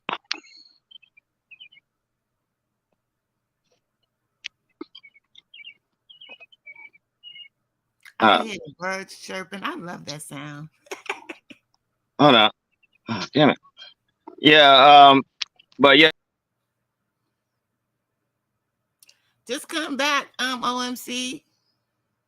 Yeah, there's videos on YouTube about Boosie, but people be getting mad at me because they like these people. I understand you like them, but if God shows me something, I have to reveal it. It's up to people whether they're going to just keep the knowledge. I'm not telling you don't listen to his music. I think you could do whatever you want to do with your life. But I can't have this type of knowledge and not share it. Because God didn't give it to me and show me these things for me to hold on to it and just don't say nothing. It's not just my fucking knowledge. It's all our shit. Yeah, I don't like him either. I never liked him either, that BZ. He never took to me like, I ain't never like him. But God didn't show me these things and give me these stories to tell and all of that for me to just shut up and keep it to myself. You know what I'm saying? And I could have y'all up here all night. One time I did a whole 5-hour live where I was breaking shit down. But I don't get in this mood all the time because sometimes people's energy throws me off and I have to shut the fuck up sometime and just regroup myself. But I'm gonna show y'all the video where Jaden, when he was on David Letterman and he jumped back, if it's still on YouTube, it used to be a lot of videos on YouTube, y'all, breaking things down around 2012. Now you can't really find them videos no more unless people, sometimes they take the videos down and people go turn around and re-upload them shits. As quickly as they take them down, somebody will turn around, name it something else, and re-upload it. I could feel their energy, Beezy, and I don't say nothing because I don't want to be confrontational. But I know that motherfuckers be talking about me. I know that motherfuckers be trying to turn other people against me if they see them having any type of traction with me. I know. It's a gift that God gave me. But that's something that they going to have to deal with in the long run. Because God knows what I'm doing. You looking at me as if I'm trying to get attention. I'm not trying to get no fucking attention. I'm trying to teach. So if you interrupting me teaching what God has shown me to give to the rest of the world, you're going to have to deal with that. I ain't got to deal with it. You got to deal with it. Because God knows what I'm trying to do. I'm not even on that type of shit. I can sit up here and brag about a lot of shit that I don't because it ain't important to me. I could bring a lot of people on this motherfucking channel, but it's not important to me.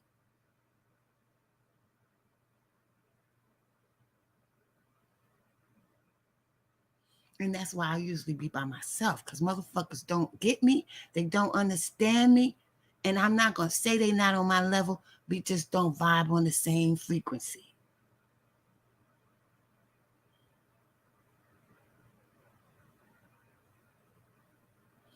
This is to prepare y'all. For y'all to understand who you are and what type of gifts you have. Because if shit get crazy, y'all going to have something that other motherfuckers don't have.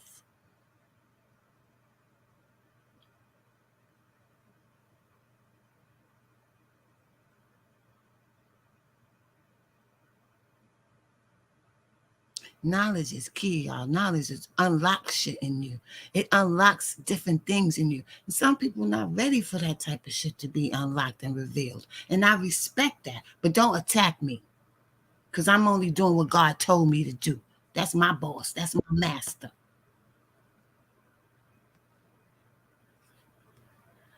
I used to watch people. I can't watch people no more, Queen. All right, there you go. I can't even watch people no more. I've been doing this since 2009, 2008. It's 2023. It ain't shit none of these motherfuckers could tell me no more, Queen. That God has already showed me. Pulling this up on the other phone so I can see the comments better. No. Mm-hmm. All right, let me see here.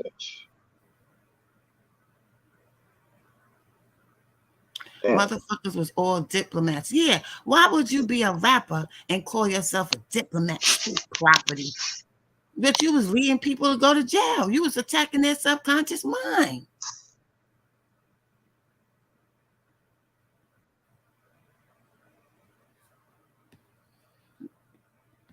Which one? Which one? That one. OMC. You good? You can hear me? Yeah, I removed the other one. Okay. All right. I be trying to watch people that busy, but they could do one thing and just turn me the fuck off. Like they could do one phony thing and I just pick that shit up, Queen.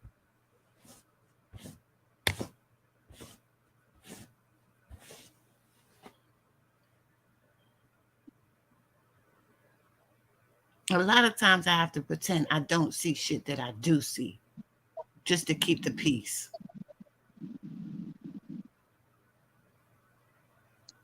Right. Yeah, I lost my connection right now. I missed some of what you were saying. that Beezy was asking me, did I ever see this man called 19 Keys? And I told her I can't even watch people no more.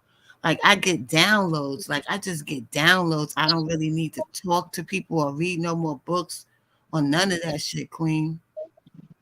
Mm-hmm.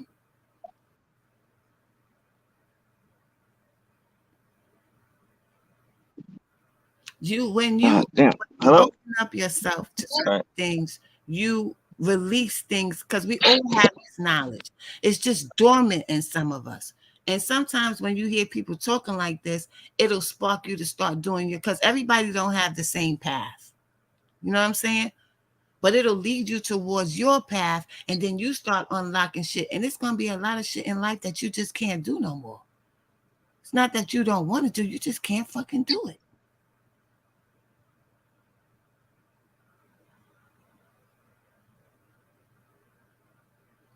I put up a video on my Instagram.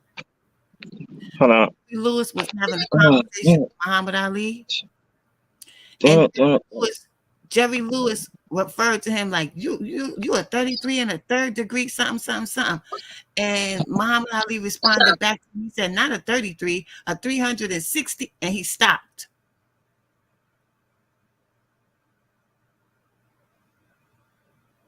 Now you got to look at those numbers. 33 and a third, that's 9. They really just replicating 9 with that shit, yo. And then you got 360 degrees, which is the amount, is the levels that we can unleash within ourselves, us as being direct descendants of the Most High. So anything that we have naturally, they try to replicate.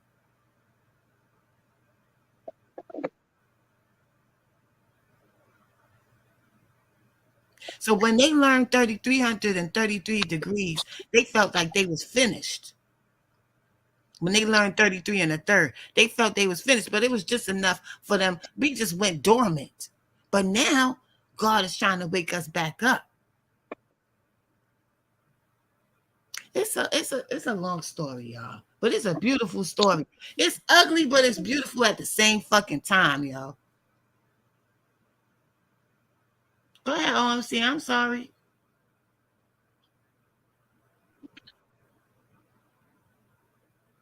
Hello.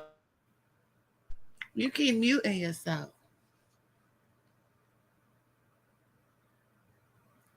Who is Uncle O? Oh.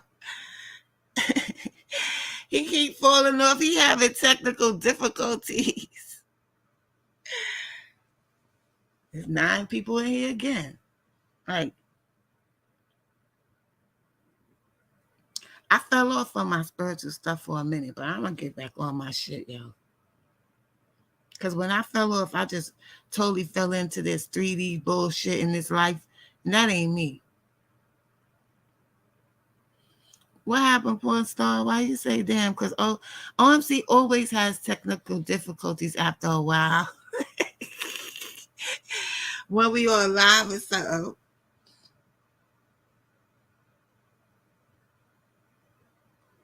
It'll happen naturally, that BZ. It's just gonna happen naturally. I think that if there is some type of reset or something, like just people just gonna overnight just be like, I don't know, we might be Storm out this motherfucker or X-Men. I don't fucking know. What about King Von, Shauna? Yeah, it's hard, Joe. Like, it's hard for me sometimes. Hell yeah, porn star. They listen, not only do they silence them, but they replace them with fake niggas now. Like they just replace them with somebody totally fake. So that they can control. To be honest, as bad as King Von, the shit that he was doing, I didn't like it. They wouldn't have been able to conform him to the industry. So I think that's why he's not here no more as well. But it began in the spiritual realm. He lost his protection when he made the wrong choice. He was out there on his own now.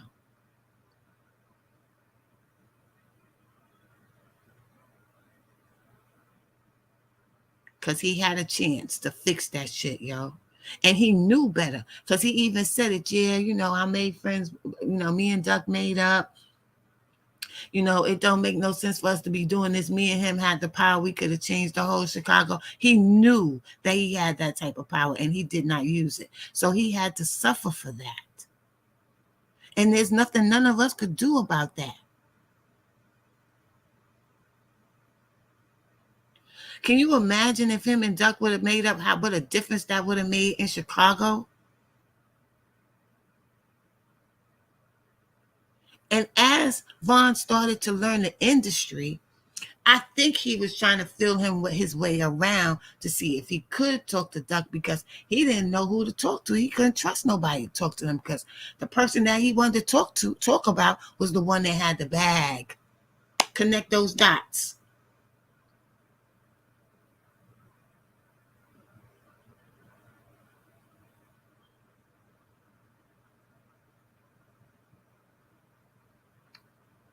So what if Duck and Von is really gone because somebody didn't want to see them get together and shut down that whole bullshit?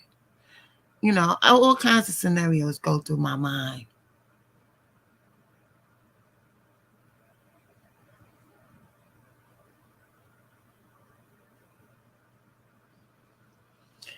I don't know that BZ. I think that they're in denial. Like they don't listen. The way that they're not holding themselves accountable in these situations is what makes me see why he was the way that he was, because everybody was just co-signing and nobody was holding him accountable. Look at how wild Kayla B is. She actually will have her son up there with fake guns and having him cursing and stuff. Ain't nobody see her doing that with her kid on live and shit and say nothing to her and call her and say, what the fuck you doing?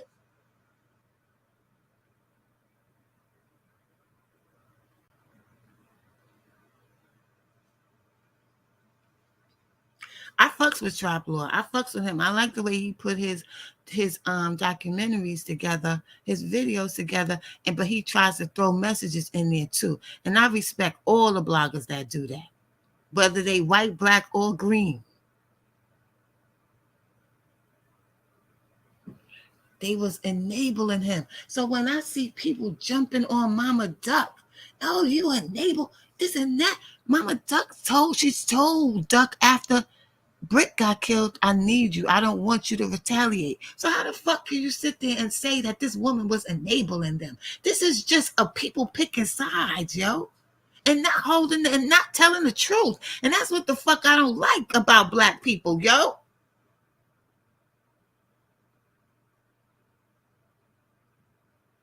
Because they will disregard the truth.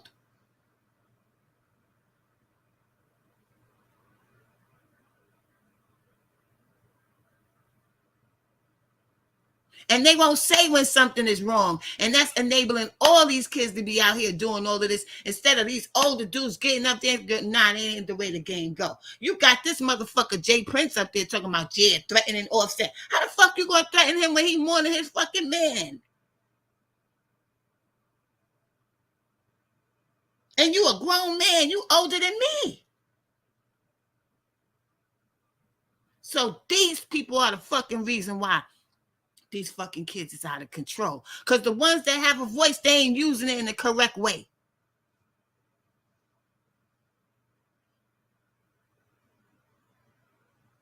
I hold them accountable as well. These niggas be secretly wanting to be cool. They just be holding their pride to the side. Listen, that's why I love Duck so much. Because he didn't hold his pride to the side. He got up there in front of the whole world and did a whole song. And nobody speaks on that. But as soon as they say something about Von being wicked, oh, Duck was dissing too. Well, he wasn't a bitch ass nigga. He wasn't going to sit there and have them disrespecting his dead relatives and not say nothing but for so long.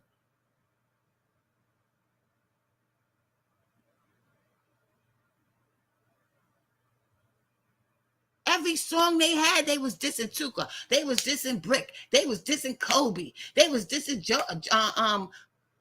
Lil Jojo. They was dissing Lil Mark. They was dissing what's the other one? That little mister. They was this and all. What was he supposed to do? He wasn't no bitch, nigga.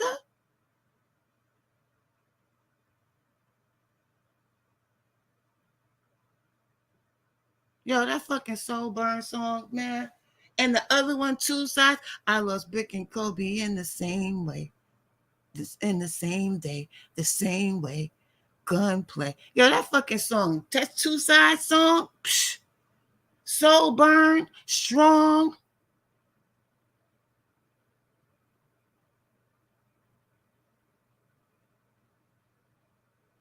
Oh, I hate when they say, oh, he was really like that. He was a savage. He was a demon.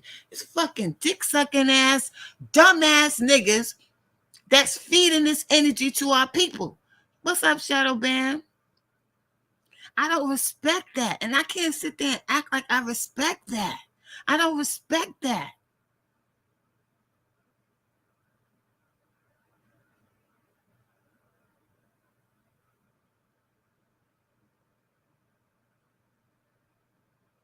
Then nobody was singing Duck songs and all that. But soon as Duck gone, you got Boosie singing Slide and all that. I hate these niggas, yo.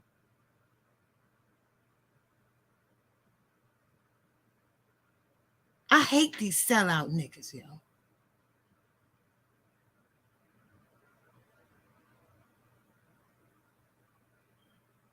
They bitch made. What happened to the real black men, y'all? What happened to men like Jim Brown?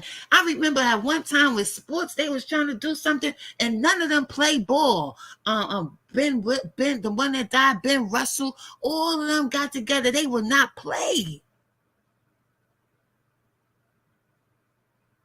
You had times where they wanted to do Egyptian movies and have white actors play Egyptians, and all the black actors would be like, hell no. If you're not going to do it with black people, you ain't going to do it. You had Barry White go into his fucking record label and sit there with a gun on the table. You're going to give me $2.5 million for this album. You made $36 million off my last album.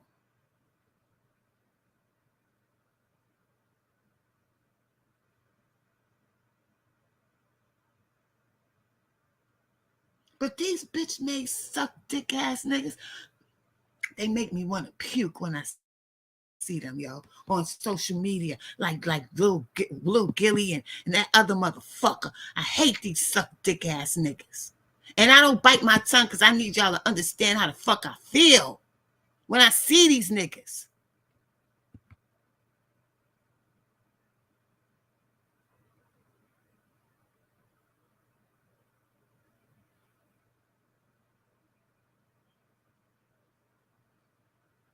I just see them, and then the corners of their mouths be having white stuff. I be like, that's all the droppings from all the dicks they be sucking. They ain't shit. They weak as fuck. And they sit there and portray themselves to be strong figures of strong images of black men to our children. And they ain't doing nothing but poison them and leading them into death and destruction. And I don't fucking respect that shit.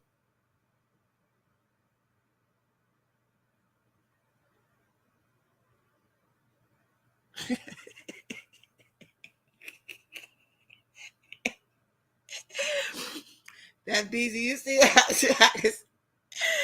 They got remnants of all the penises that they be sucking off in their mouths. That's why they always got white crusty shit on the side of their face. Dick sucking ass niggas.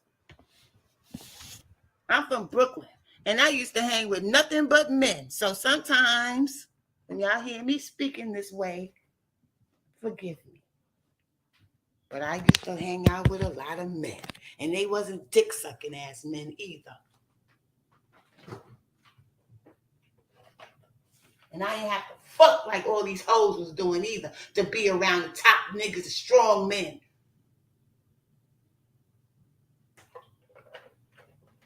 They liked having me around because they could kick it with me. I could see shit before they see it. They be like, yo, Renee, you seen that shit? Yeah, I saw it.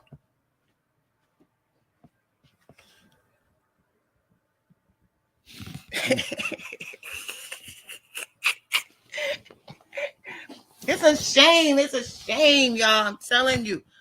Like sometimes I feel like Dorothy and the Wizard of Oz, yo. I'll be like, let me click my fucking, give me some red shoes. I want to go home. I want to go to fuck home, yo.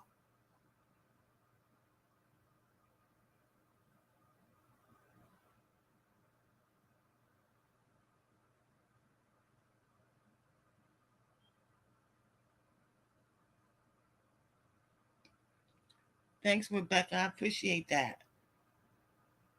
Yo, it feels like I in a fucking house in Kansas and I wound up somewhere where I'm not supposed to be. I really want to go home.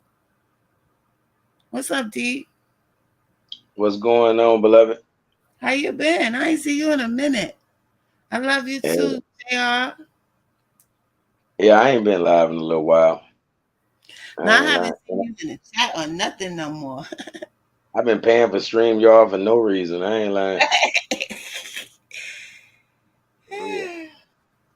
But I'm loving that fire.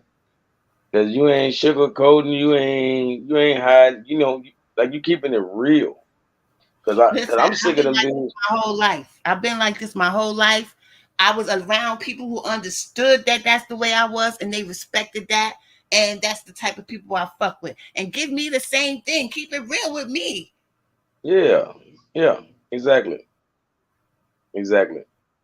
And I was thinking just the other day when I seen how Boosie's bragging about I raised these young, these young people, right? These young brothers, right? But he talking about all these drillers and these trappers and all that. I'm like, how could you brag about that when that's like the most low life thing we can think of right now.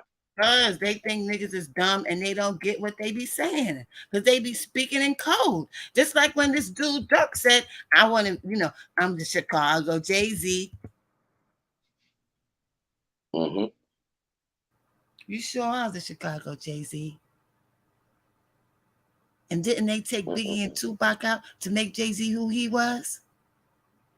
Exactly. So why Yeah. the fuck wouldn't they have taken Exactly. out Ducky Vaughn to make you who you are today? Yeah. You won't say one word to have your people back there in Chicago change their mindset. You won't say nothing towards that. I don't respect him either. Mm-mm. Mm-mm. And what is your daddy doing? What is your daddy doing? Is your daddy sucking dick too? Hmm. Because you got money now? Why was D-Thing still in Chicago? Exactly. That's how you know all this big money stuff it's just a facade for real. It's a facade. And people ain't got it like they want us to believe they do. Like that I don't think millions and so all either. that. Mm-mm. I don't think so either. Because you came over here with $1 million, but you had D-Thing over here in the middle of the jungle. And All the then you're not shit you gonna was popping. like ain't nobody gonna be $1 million driller. Ain't nobody drilling you and they got $1 million. And that's not the most money in the world, but ain't nobody But why the fuck did you come home with $1 million and you ain't giving it? What, did you give anybody anything? Mm, What the exactly. fuck did you do that for?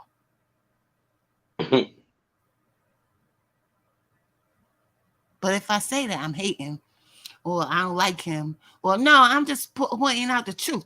I don't have to live in Chicago to love people in Chicago. and then like look at the jewelry they wear. Like people really falling for that jewelry. Like they'll tell you one of Dirk necklaces costs more than any necklace we ever seen. You know what I mean? When these rappers wearing choke chains, you know what I mean? They wearing these choker chains. We had chains down to our belly button. That's way more gold. That's way more money. You know what I mean? But they want us to believe that little thing choking his neck costs more than anything we ever seen. Looking like bitches with pearls on. These sweet looking Yep. niggas, sweet ass looking Yep. niggas. Yep. And they want to look at me and tell me I should be scared of you. I wouldn't even pull out a gun on you. You look so sweet to me. Trying to tell you. With your tight ass pants tighter than That. mine and shit. And your motherfucking In the back of our head that we now go ahead. Go ahead. Nah, I'm gonna say, it boiled down to it.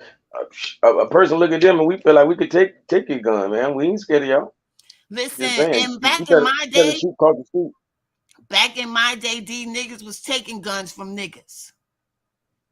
Mm-hmm. Niggas would take your gun. Yep. I put up a video the other day where this dude was popping shit and the guy just beat his ass and took his fucking gun. That's the school I come from.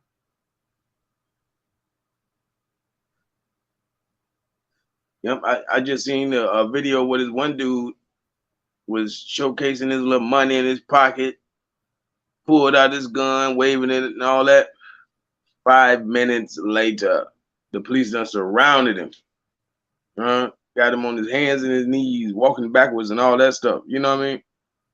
Like, this was niggas in the hood beat his ass. One dude beat his ass. One. They was talking to some reporters about the why they have to carry guns and how they be fighting over the neighborhood that's not theirs. Talking some serious shit, dropping knowledge. This dude's talking about, don't you bring no reporters around here, nigga. Around my hood, nigga. After that camera packed up, dude beat the shit out of him and took his motherfucking gun. And that's the school that I come from. I don't come from the school of these scary ass niggas don't want to say nothing to these crazy ass children or the corn ass kids. Yep. For real. They took out all the real ones and left us here with a bunch of twats. That's the way that I feel. You're right. You're right. That's what the prison system. Twats. That's what the prison system is all about. You feel me? Because I remember I went when I was 16. Right? I went when I was 16. I didn't get out till I was 20 or whatever. But I remember the way I thought. I'm like, man, it seemed like they got all the real niggas locked up and all of the wanksters out there with the women. You remember the women ain't got no real men. And they fucking and sucking on men. Men now, They want you to lick ass and shit. Mm-hmm. What the fuck? Where did that come from? Gay. It is what it is. Something wrong with them. Like, I don't know what made them think of that. Because you got these dirty assholes that'll do anything to keep a nigga. Yep. Like, hey, did you see the video with Charleston White? Yes, I did. Yep. In the parking lot with the stripper. Like a bitch. Bent over the car like a girl. That shit was disturbing. Yep.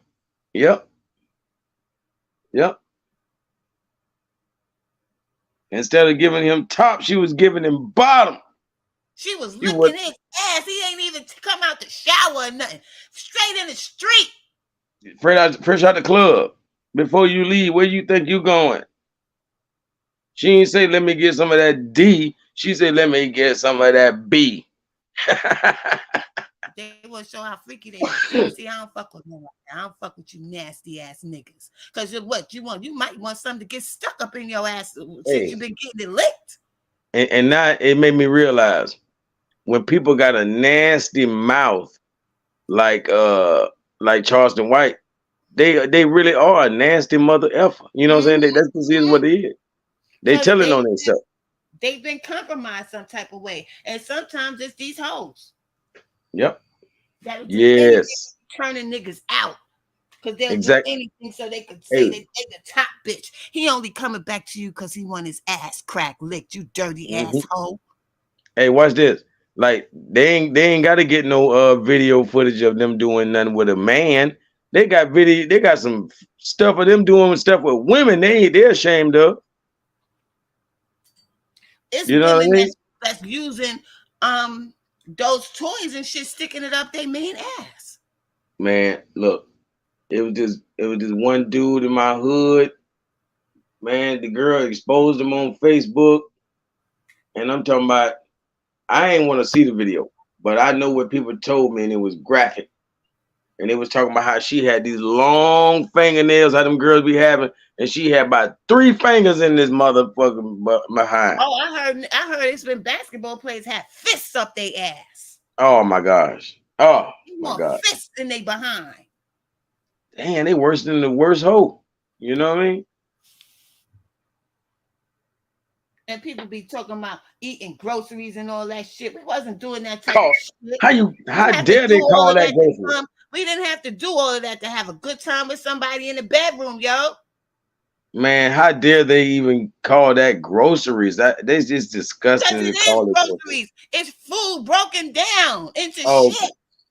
Yeah, well, let's call it the disposal. You know what I mean? It's like they eating disposals. Kick Jeezy, what up, Kick Jeezy? Nasty motherfucker. Listen, I say to myself, y'all, listen, I can't with these people. They too far gone, yo. Yep. It's like and then harder to satisfy people. Put it like this, like they don't understand what a real player is, right? But you know, my generation probably was the last of a dying breed. And I ain't gonna lie, like, man, for a long time we ain't eat no pussy.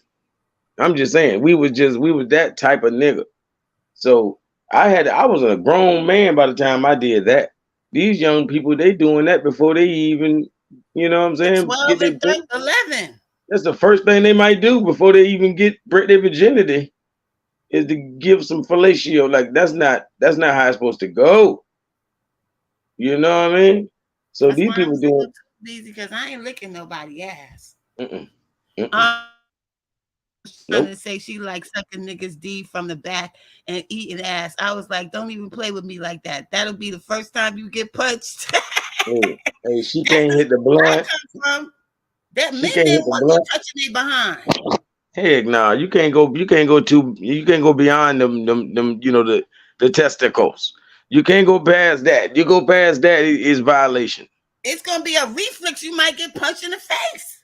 Yeah, I'm gonna stop you. You know what I'm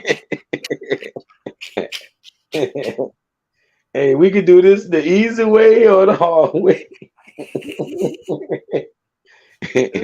I don't know where we at now today. I don't even know if I was married when I licked my husband's ass. I don't listen. I just won't be having sex anymore in life again. Exactly. None. I don't qualify. Maybe my old school sex where we just lay on, or we might give each other fellatio, or or 69. Maybe that's played out now. Sex is played out for me. God damn it, I just won't do it no more. Yeah. It ain't. Yeah, it's not wild enough for them. You know, it's crazy. It's new sex now. It's like, who want to go after that? You know what I mean? It's like, you don't want to. Like, what can you do with her? She been used up. They done this. Whoever that was did everything there was to it. As long as they getting their ass licked, or whatever other, or dildo up their ass, or fist in their ass, they don't give a fuck. That's rules. They don't even want Miss Shirley no more that wear dresses in the house and cook for the kids and keep the house clean. They want them whorish assholes in the strip club. And that's why you don't have homemakers at home. You don't have women that are child rearers, child caregivers. You understand? Yeah, nurturers. Yeah. Because you wanna take a hoe and turn her into a housewife. Man, because you gave her the house. Man, look, I remember a guy was talking to this woman that I know he met out of the strip club. You know what I'm saying? And I had only known her for like 2 or 3 weeks, and I known her longer than him. And when soon as he got with her, he signed his house over in her name. Cause she was looking at asshole. She was looking at ass and sticking dildos in his booty. Yeah, and that's all. And I guess that's all. That's what it takes. That's it's some sick out here. It's crazy out here. For one, he dumb. He dumb in every way. You know what I mean? Every way you could be dumb, he dumb. That's a weak ass nigga in my eyes. I'm sorry, you's a weak ass nigga. Heck I yeah. don't even want you.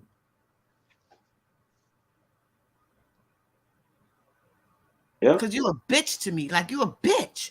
You seen Right. that fucking bitch, that video with, I was like, this nigga look like a straight bitch right now. Leaning over the car. Exactly. Exactly. That was sad as hell. And I mean, he ain't nobody. You know, he's not like he was DMX or, you know, some Tupac type stuff. He's nowhere near a great rapper or a really important person. But it's just the fact that these, you know, it's just like Hassan Campbell. You know, it's like catching him on film. He ain't nobody special, but it'd be like that was disgusting. You Yeah, know what I'm but saying? Hassan Campbell was violated. No, I'm this not I'm talking about. taking up for him, but I was I ain't talking about violated. that. So I I ain't don't talking about really, that part. yeah, Have you ever seen the other videos, like that one video where he was leaving the club with his homeboy? He was arguing with that man like that's his girlfriend, and like you could tell it was like the strangest stuff you want to see. You I feel me? know because he was violated. See, I look at that shit a little different because I was violated too, and I kind of understand it. You know what So I'm he got saying? a lot of sugar. So you But it's saying that something. he got It's sugar in something. his tank, but he not necessarily. I don't know if he got sugar in his tank. What happened was he was violated at an age where he shouldn't have been touched by no but grown ass man or no woman. What? What? 16? You trying to say can't be with He a was woman? not 16, he was 12. He was 12 and Damn. it went into he was 13, 14 because his mother was a crackhead and she wasn't feeding her kids. Dang. I thought you were saying a man couldn't be with a woman at 16, but you say he was 12. Damn. Yeah, I ain't never His know it. I mother don't was know she his story wasn't like that. feeding the kids. He was feeding them. He was getting money from Bam to feed his brothers and sisters, yo.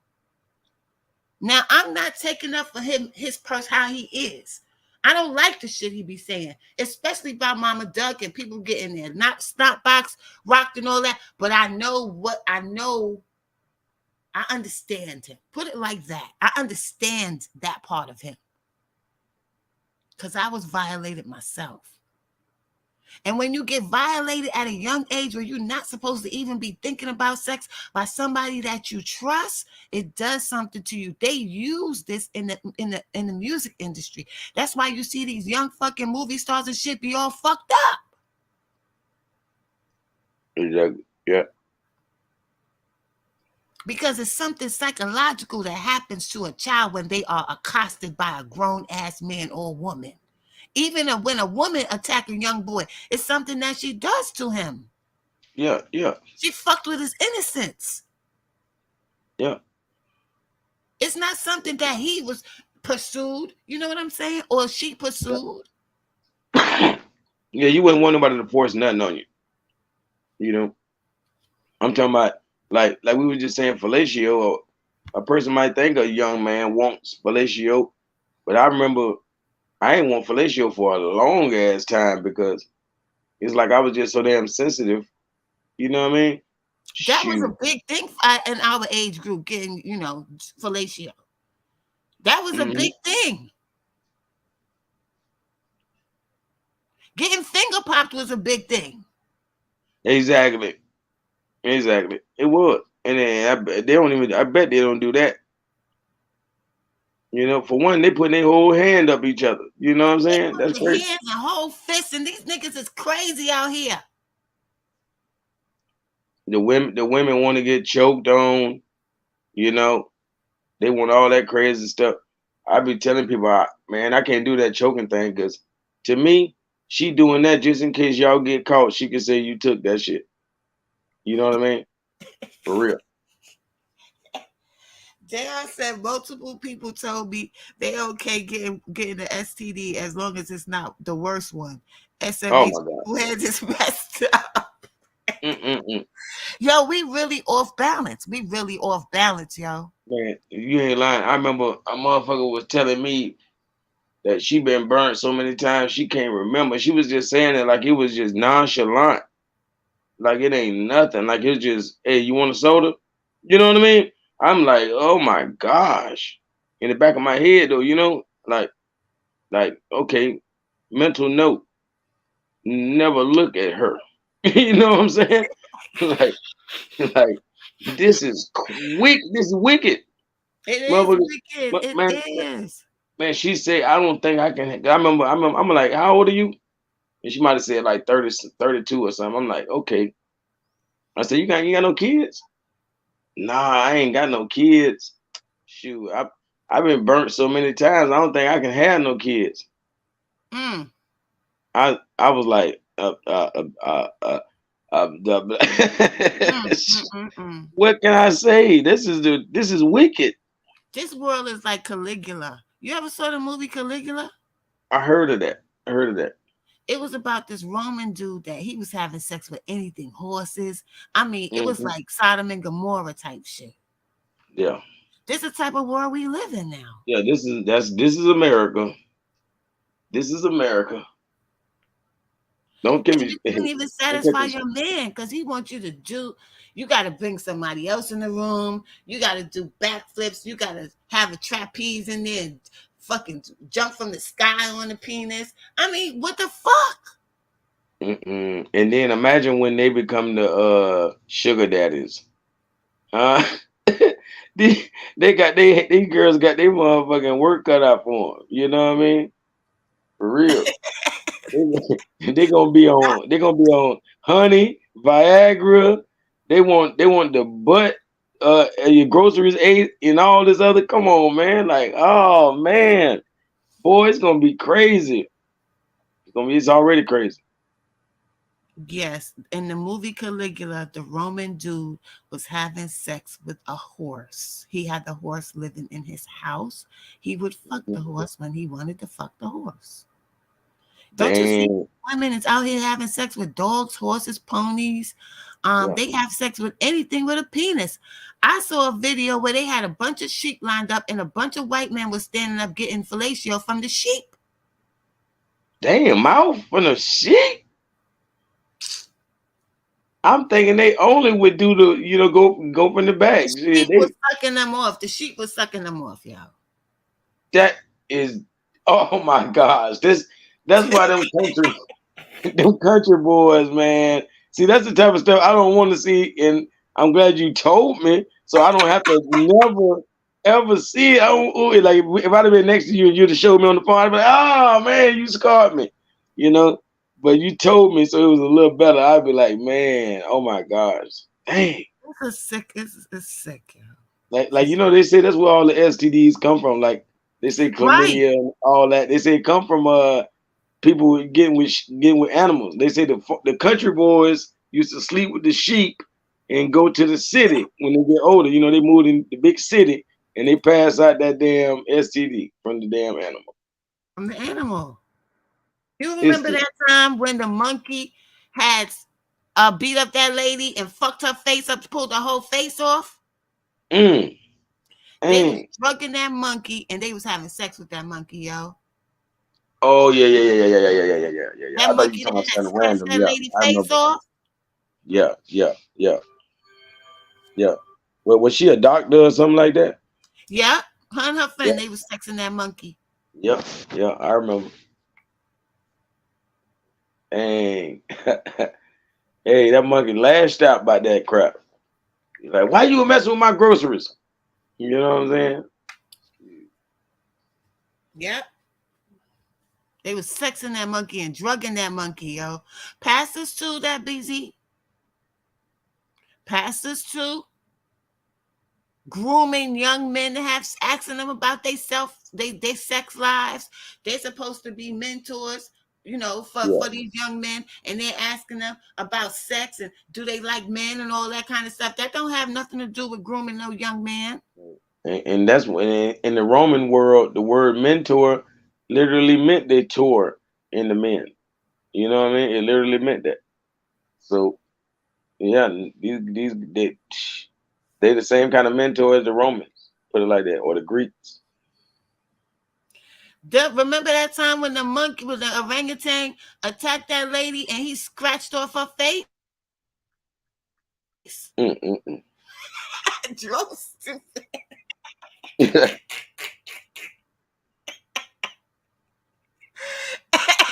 They got the comments. I know they wilding.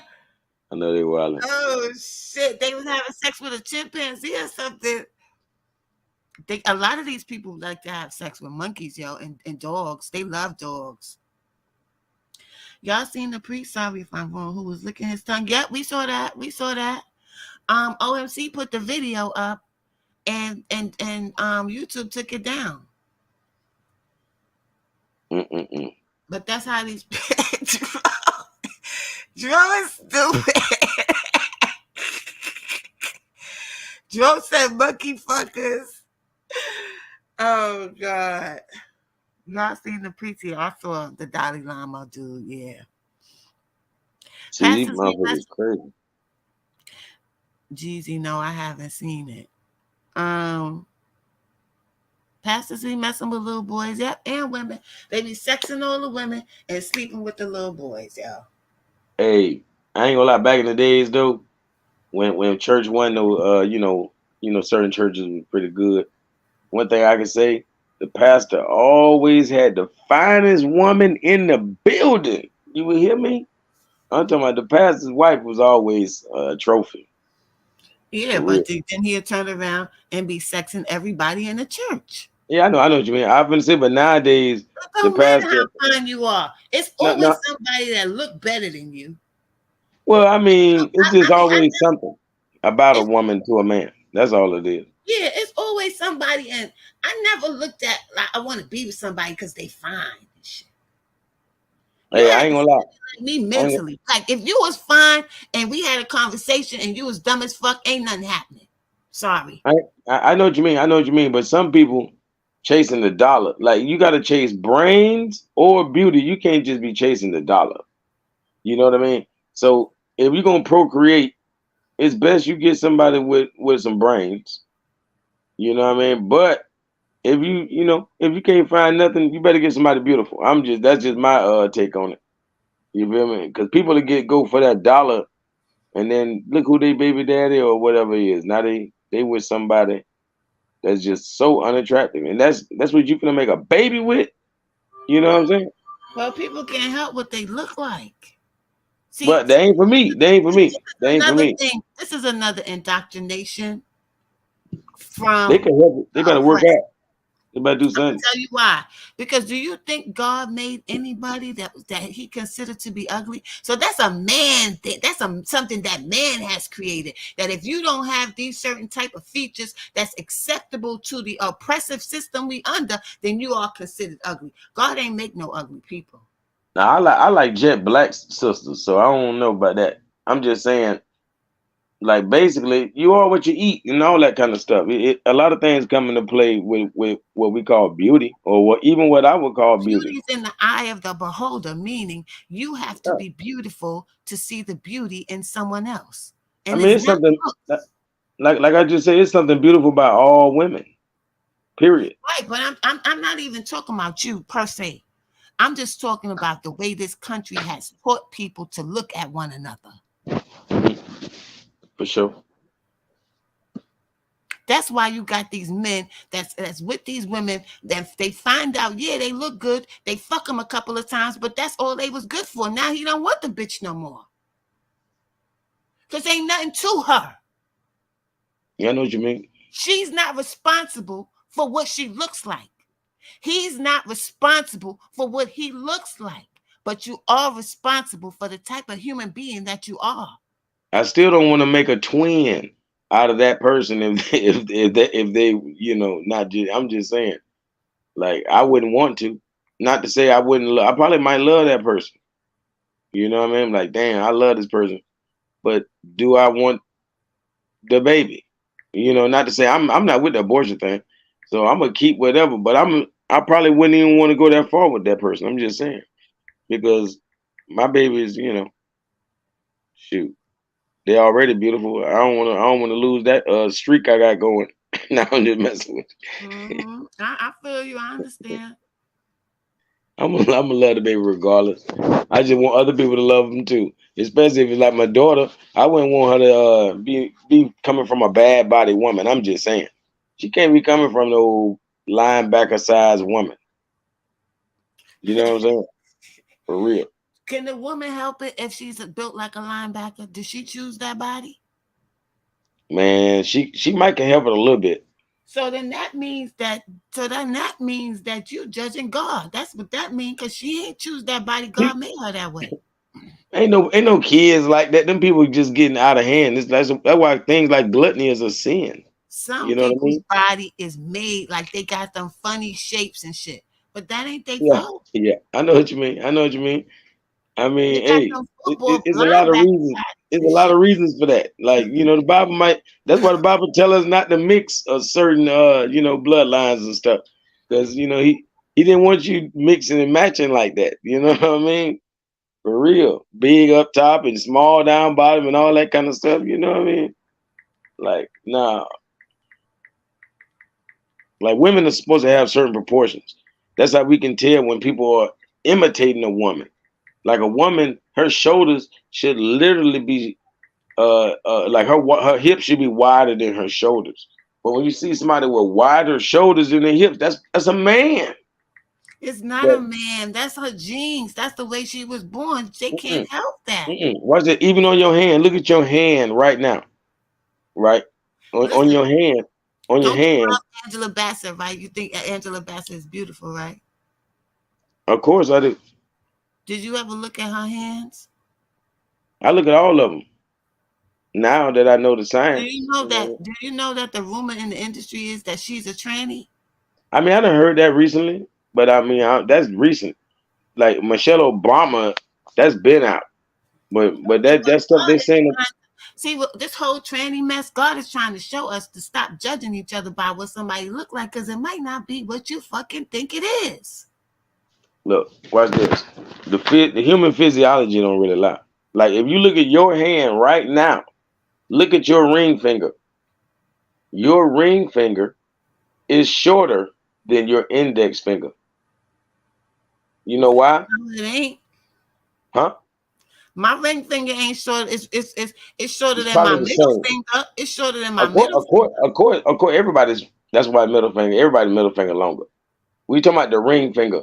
Your ring finger is shorter than your index finger. It just is what it is. And what I'm saying is the ring finger represents testosterone. It shows how much testosterone a person had. Men have testosterone. So their ring finger will be longer than their index finger to show how much Mm-hmm. testosterone they have. So the same thing I'm saying about all this different physiology to show that I ain't saying a young woman won't grow into her like you gotta have motherly hips to even probably have wider hips than your shoulders. But it's gonna come a time for a woman's gonna reach these stages. I You know was what I mean? skinny as fuck, and I ain't have no womanly hips. I was skinny as fuck all my Yeah. most of my life, because my Most. family, we start out young, we was slim as fuck, and then we get thick as we get older. That's how it's supposed to be. And see these girls like they want to rush it and go get these BBLs. When if they did, yeah, if they would have took their time, they'd have been 21 forever. You know what I mean? I know you know all about that. You That's know what I mean? society. That society is doing, making people think that they gotta look a certain way to be accepted. Like, ain't nobody gonna get me to go under the knife if I don't have to, so I can Yeah, satisfy other motherfuckers. that's real. Kiss my ass. And if I have a belly, kiss that shit too, nigga. Hmm. Tiger stripes, whatever. Better That's love. right. Put it like this. I do not check for no Adam's apple. I ain't checking for the index finger. I ain't checking for the shoulder. I'm checking for tiger stripes. Uh, that's that's what I'm looking for. That's how you know that's a real woman. I want to see that belly button. You know what I mean? Hey, I need one that already had a baby. I need to know you're a real woman. You know what I'm saying? That's the day and age we in. Honey, I was always proud. I didn't care what the fuck anybody. That's one thing about me. I never cared what no fucking body thought about me. I felt I was the shit, and that's what the fuck I am. Period. I'm talking about people. Hey, how many people told you, hey, like even the way you walk or whatever, we were like, you just walk like you the, like you the shit. Yeah, because I walk like my you mother, all and that. people used to want to fight me, like, who she thinks she Yep. is, and all that. You all that. If you see my mother, she's 75 years old. She still walk the same way, and I walk exactly like her. My friend was I'm like my dad. Yep. She been walking like that since we was 5 years old. That's how she walk. Yep. I got a player ass walk, but I got it from my dad. So nobody move like we move, and I ain't doing it on purpose. It just is what it is. You feel me? So people will be like, "Oh, you walk like you tough as hell. You walk like you goddamn all that, or you think you all that." Like, man, whatever. You know what I'm saying? I think they hate. This is a sick fucking world we live in, yo. I've seen some from fucking trannies. They are beautiful. They look like they was females. But you know what gives them away with me? The dictionary. Their voices. Oh, they can't talk. They can't talk. They better not talk. Their voices don't sound like women to me. Never. That's just like Brittany Griner. You seen Brittany Griner? The one that was, she looked like a dude. Is that really a girl or a dude? Oh man, I wish you could go on YouTube. Let me see. I might go on there for you, so you can hear the voice of Brittany Griner. Oh, I don't want to hear it. It does something to my vibration, yo. She got one of them men voices, like one of them tranny voices. What man? Worse. I'm talking about. Ugh. I'm talking about put me to shame. Do I got some bass in my voice? Yeah. Man, that motherfucker put me to shame. You see that girl? Did you see the girl that Kevin what's his name? Kevin Gates was with?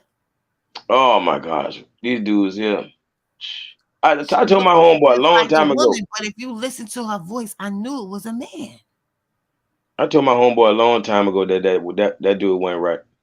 He be talking. He was one of the first rappers talking about eating booty, getting booty ate, and all that kind of crazy stuff. Yeah, you sent it to me, that BZ. I think. Yeah. Because he's in that industry. That's why that industry, they expose to things. It's not abnormal to them anymore. Everything becomes regular. They live in a totally different world than we do. Mm-hmm. Hey! I don't know if you got 1,000 on TikTok. Matter of fact, y'all go subscribe to Queen Lotus on TikTok. Cause I need to get my sister where she can go live on that.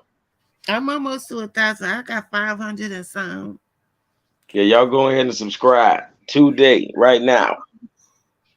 For real. Who wife is? Kevin Gates' wife. Kevin Gates is not bad looking himself. He's just not a type of man that I would be attracted to. Like, I wouldn't mind sitting down kicking it with him though, cause he be dropping some shit sometimes. Like I don't like when men think they prettier than women. You know what I mean? Like something wrong with you, bro. You know what I mean? When you think you're prettier than women. Oh, it's some real conceited men out here in this world. You wouldn't even understand. Yep. It's so dumb. Like after a certain age, I just start to look at them like, you a dummy. Yep. You never grow up. You're fucking like a child, yo. Like you're a fucking child in a man's body, yo. Yep. That's what it is. Because I have 2 TikTok. One is Queen Lotus 126 and one is Queen Lotus 621. Yeah, I don't know. I'm supposed to be asleep because I'm supposed to be working on my Barry White documentary tomorrow. But my voice is going to sound like Barry White tomorrow. Because I'm going to be asleep like a mother. I'm going to be so tired. But I was enjoying this conversation. That's for sure. I ain't gonna lie. I was enjoying it even in the chat. So that's why I was glad to come up. Yeah, it's a look that they have, like in their eyes or something. I don't know, y'all. It's a look that these people be having. Hey, you called them out with them wet corners of their mouth. You know how all them do. Hey, you called them out. You called it. You called it. Hey, hey. Matter of fact, you know them niggas don't want no head. Hey, them big execs don't want no head from Gilly and them. They want their booty ate. I'm just saying they want the groceries ate. You know what I'm saying? So that's why they got all that mayonnaise in the corner of their mouth. All And that white shit peanut on the butter. side of their mouth. Peanut butter and all in the corner of their damn mouth. That should be looking like penis juice. Looking like they got braces in their mouth, all that what that gut stuck from mouth to the bottom, from the roof of the mouth to the tongue. And Oh man, I oh, don't trust. That's why I'm single, because I don't trust nobody. I don't trust these men out here, man. They widows, yo. yeah, that's why I'm still with my lady, because I don't trust the world at all. I'm like, I don't think I can ever leave. I don't think I can ever leave because the world is too ugly. You know what I mean? I gotta stick with what I know. That's a fact. Real. I don't want no strange ass. I'll kill him. I'll be in jail for you. You know, Queen Lotus murdered this. Yeah, that's the type of motherfucker I am, yo. Mm-hmm. All that shit she be talking, she just stuck a knife in that nigga neck while he was asleep. Yeah. So that's why I don't need to be. Yep. Subjecting myself to certain shit. Because once when I was married, my son tried to do my husband had tried to pull some shit. And I attacked him. I had him in the corner. I was fucking his ass up in the corner. And my son came up the steps, and from the angle he came up, he thought that the dude was on me. And my son was like, "Get off my mother." And then when he turned around, he was like, "Ma, get off him." Yeah. No, I don't. No, I have to. I'm not. I don't have the tolerance no more, yo. I don't have the tolerance. Mm-hmm. I know what you mean. And don't think you're gonna come in my house and victimize me because I'm a female. I threw niggas down the steps before. I hit niggas in the head with irons. I don't like for people to think that I'm gonna be somebody's victim. I ain't nobody's fucking victim. Everything. I will hit you in the head with an iron. I don't give a fuck. Fast and Furious.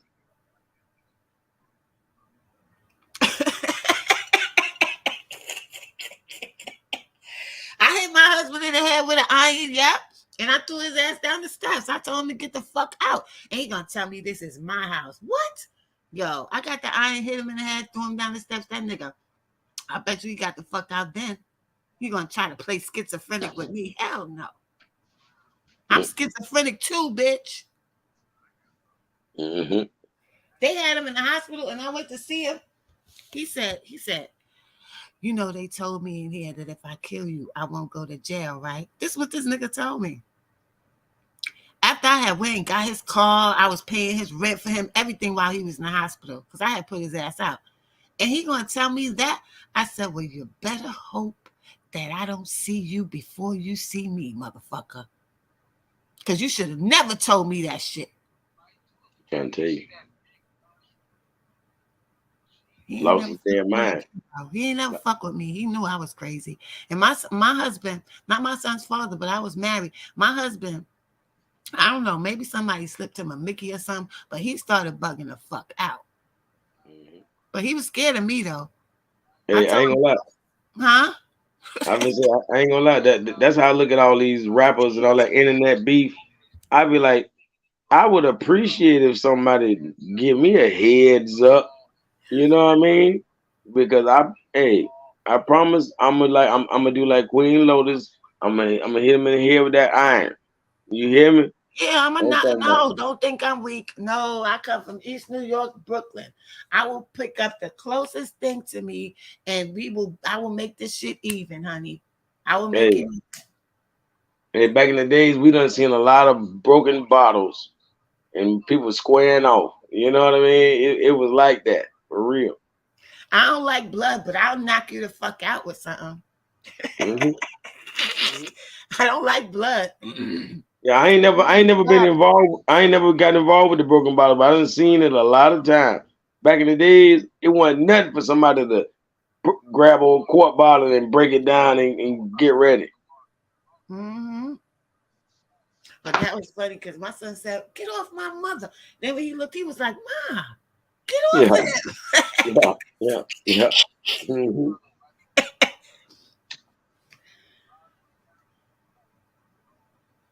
I used to fight my son's father. He would just laugh at me. I'd be punching him all in his face, and he would just be laughing. Hey, your son was like, "I'm finna kill you, help you. I'm finna help you, man. Get on up, man. What the hell, guys? Damn." You know? Yeah. Oh shit! My son was not worried about me getting beat up by no nigga. That's for sure. He knew I ain't play that shit, and he knew that I wasn't like my son. Only saw 2 men around me after his father died.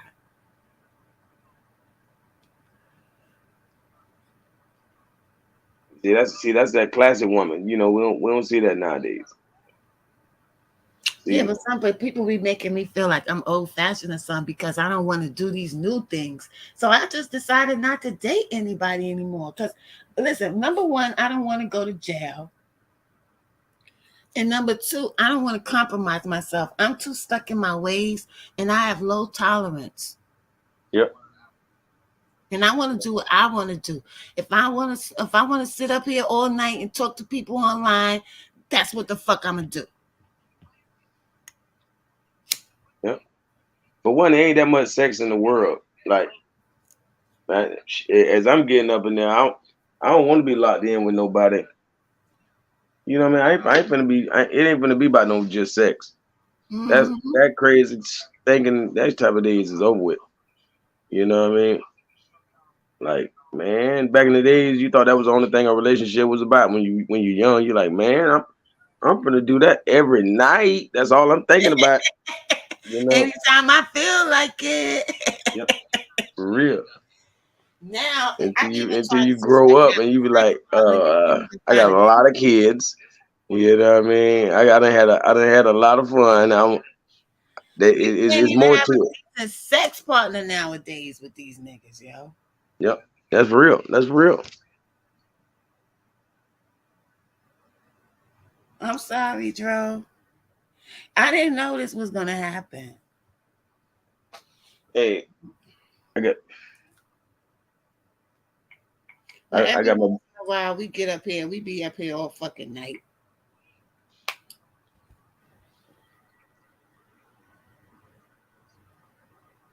But Shadow Bear, I'm glad you came through. that's for sure. You know, I appreciate you having me. For sure. Anytime. But y'all definitely, if y'all go on her, whenever y'all can't find her on here, just go watch some of her TikTok videos. Oh, you You be know, watching me on TikTok? yeah, I be on there. I be on there. Yeah, When I be dancing and shit, when I get my moves. you always playing some good music. Yeah, thank you. Hmm. When I get my And, and moves, I anytime you dance. be doing them like reaction videos, I be checking them out.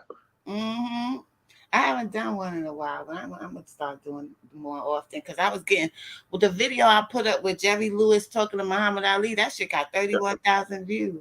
I ain't gonna lie, TikTok good for that. I ain't gonna lie, Mm-hmm.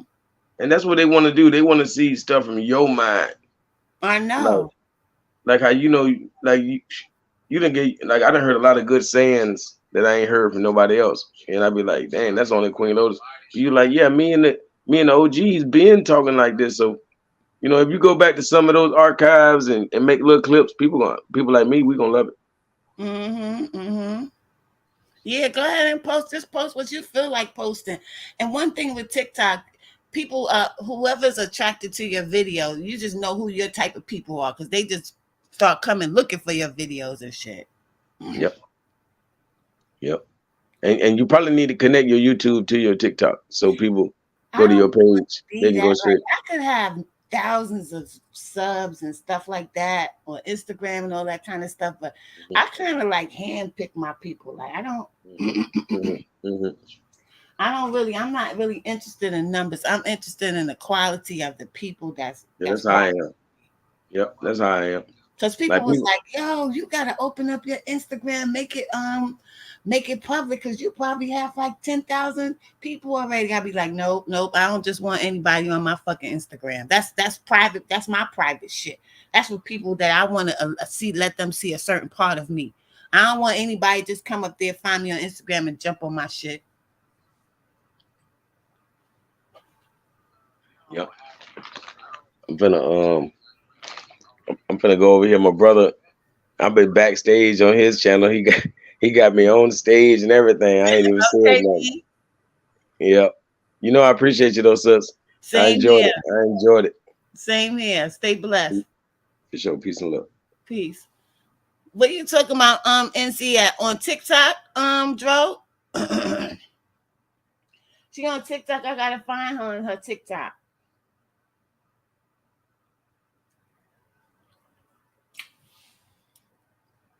And Jeezy, I've been done beat y'all ass talking about sister wives. Listen, I wouldn't mind having a sister wife or a husband that had, but he have to be a very special motherfucker, yo. And I would have to have my own room, and I don't want to be bothered with nobody.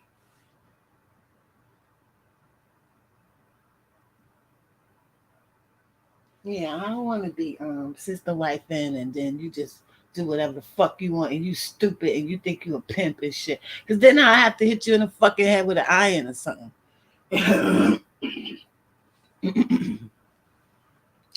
Oh, okay. I'm subscribed to NC. I don't be seeing her post though.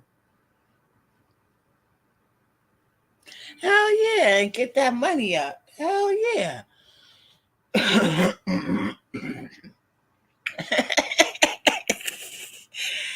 I think I already had my soulmate of life came to me early in life, and I had a son with him. Because when I tell you me and him was tight, it's even after I broke up with him and I was going with somebody else, and I told my son's father that he cheated on me, and we jumped that nigga. That's how fucking tight we was, yo. I don't think I'm ever ever have a man like him. Like I think he came into my life to show me what real love was. And I just happened to be lucky enough to have had a son. You know what I'm saying? But he got killed when my son was 6 years old. But we had a bond. Even now today, like if I'm feeling low some type of way, like one time I was feeling like real discouraged and shit. And me and his mother's still alive. She 80 years old. Now, my son's father's mother, she was the drug dealer in the projects. So she was like the Willie, like she was real gangster. This is where I got a lot of my gangster shit from.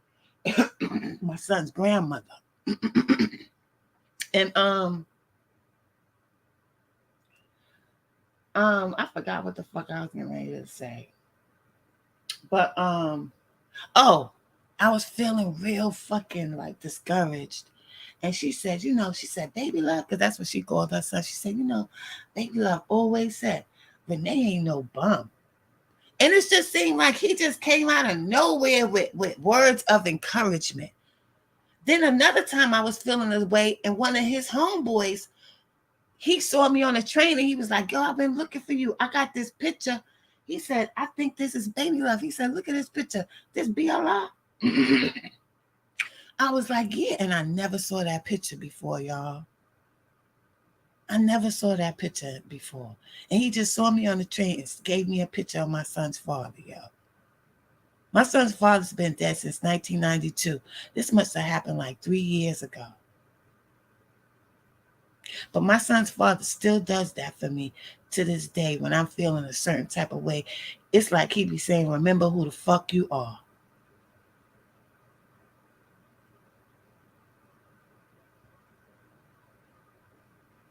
And I think sometimes you might get too, because I had another one that I really loved, but I was scared of him. Because I was too much, he was too fine. Like he was fucking drop dead. Like, yo, when I walked down the street with him, Grandmas be looking at him. Little girl, every age women be looking at China. But you know what's so crazy? China would only look at me. He didn't. You could be naked in front of that nigga. He wouldn't look at you. And I was scared of that. Even though that's something that a woman really wants in her. Like if I'm talking, he was like 6'4", 6'5", and I'd be talking to him, and I could just see his whole body just breaking down, listening to my voice. I could see that nigga loved me, and I ran away like a punk ass bitch. I was scared.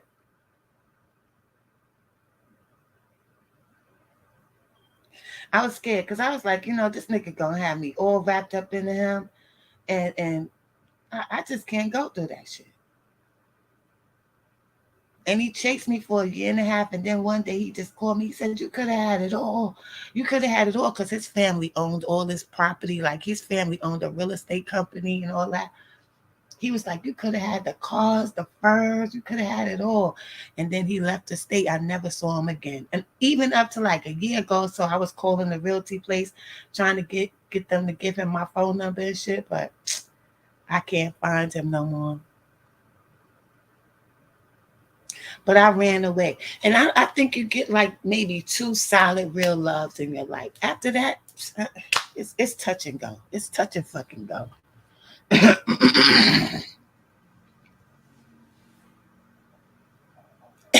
Exactly, Joe. I'd be like, hell no. China spoiled me. I mean, like I'd be talking to him and he would just be looking all in my mouth. He didn't only hear or see nothing but me. And I was scared as hell of that shit, y'all. That shit was scary. It was beautiful and scary at the same fucking time. But I'm 54 now, and I don't have much time to be fucking around and playing games with men and all that. I have a lot of goals that I would like to accomplish and to secure my son and my grandson before I leave this planet. And I don't really have time to fuck around with no niggas and their little penis games and pussy and dick shit. I ain't got time for that shit no more, y'all. That time is over for me. Shut up, Jeezy. I be sleeping. I've been so sick. Like my throat is like, I don't know what's going on with my throat, and I think I smoke too much. I don't know. My glands be swelling up, so I gotta stop smoking. And I wasn't even really. I didn't really sleep too good.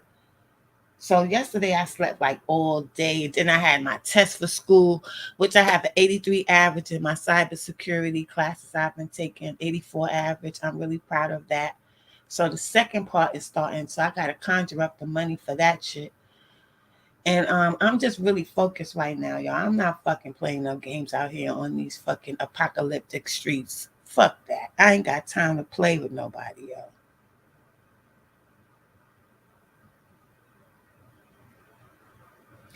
What, Jeezy? Sorry for what, Jeezy? And I don't miss it. I don't miss having somebody in my face. I don't miss having to I need a real man, y'all. I need a man that I could be myself and he's not intimidated and he's not competing with me and he just understand me and know me and I know him and he let me be and I let him be. I'm the type of chick, like if I live with a man, he got to have his own room and I got to have mine.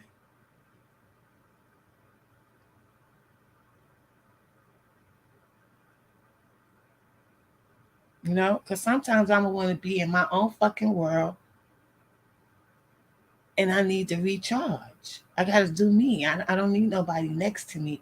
Like the thought of somebody next to me every night is not appealing to me anymore like it used to be. And maybe it's because of my experiences with men so far. Like I just don't trust these motherfuckers no more. I don't even know if I want a roommate, sis. Like I just feel like I could carry this shit on my own. Like that's the way I'm feeling right now. Because if they decide to fuck up, then I'm gonna be in a start over position again, and I'm not trying to be in no start over position no more. After I do this cybersecurity shit, That's going to be what I'm going to be doing. And I'm going to just be going to get more certs so I can get more money. And I ain't got time to play with no niggas and they penis pussy games. Like, I'm tired of that shit, yo. I want to get this paper and I want to live and I want to see my family happy. I want to do shit for my family and my loved ones, my close peoples to me, and fuck all that other shit. If somebody come along and he's special and he's not a part of this matrix shit and think like a fucking child, then we might have something going. But these young-minded ass grown men, I can't fuck with them. Because they'll be making me want to go get my iron, bust somebody over the head. I ain't got time for that. Because I am feminine, but I'm masculine too. I'm an alpha female. And I think that's because I used to hang out so much with dudes. Like, I always loved being around men more than females. I trusted men as friends more than I trusted females. Females are too competitive. They find it insulting if there's something special about you and they want to outdo you, or they think you're trying to outdo them, and you can't be yourself. Sometimes you gotta dumb down or curve yourself because they feel threatened. I ain't got time for, like, my girlfriends that I have. They special. They ain't like these competing assholes. I don't like bitches. I don't like females as friends. I really don't. So friends that I socialize with, they special. They different.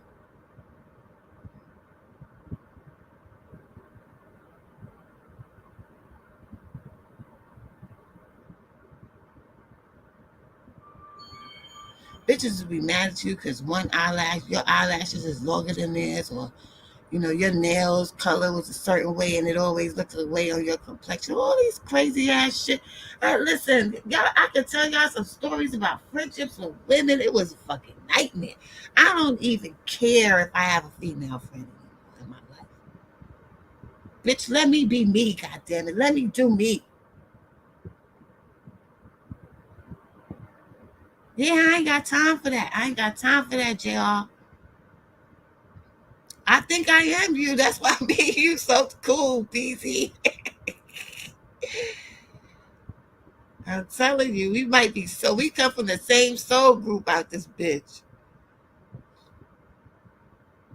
I can't be friends. Like, it be times where people, it's females, they'll be trying to run around behind my back and talk about me like a dog, so I don't get along with other people and other people stop liking me because this one is talking about me. What the fuck is that shit? Like, that's little high school shit.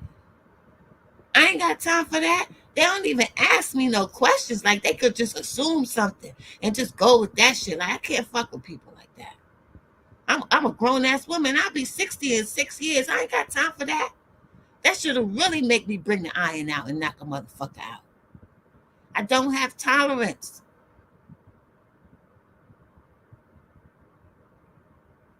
Facts, Joe. I don't listen. Sometimes I make mistakes just like everybody else, and I may feel a certain way and I'll be wrong. But I'll try to rectify that shit. I'm not gonna fucking be wrong and strong because I feel a certain way about a person. If I feel like I was wrong about that person, I'm not gonna be wrong and strong and keep that same energy. I'm gonna try to make that shit up some type of way because I was dead ass fucking wrong. But people don't think like that. People be feeling like you're a threat to them and they want to ruin you or sabotage your name or make you seem like you're trying to do something that you're not trying to do.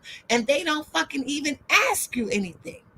They just automatically have these feelings towards you. So keep that energy. We can be cordial, but I would never fuck with you on a personal level.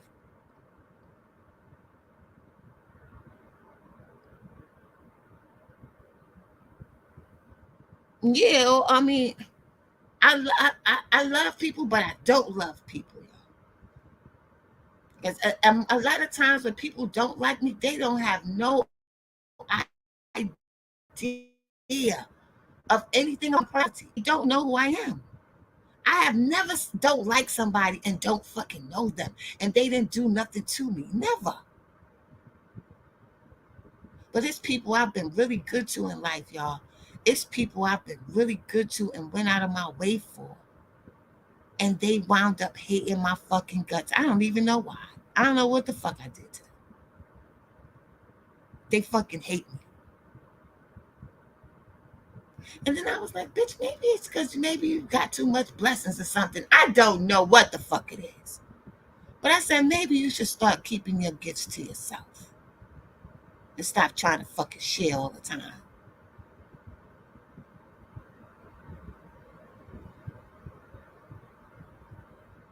Accountability is something that a lot of people do not have. And this is why there's a lot of problems in the black community because they find it as an insult to themselves. They won't even admit to themselves if they wrong. And those type of people are the worst people on earth. I cannot fuck with them. They could just keep on going and no sleep at night, rest very well, and know they was dead ass fucking wrong. I can't. If I do something wrong to somebody, it makes me feel so bad. Like God don't even have to do nothing to me. I'll be fucking at myself with the guilt.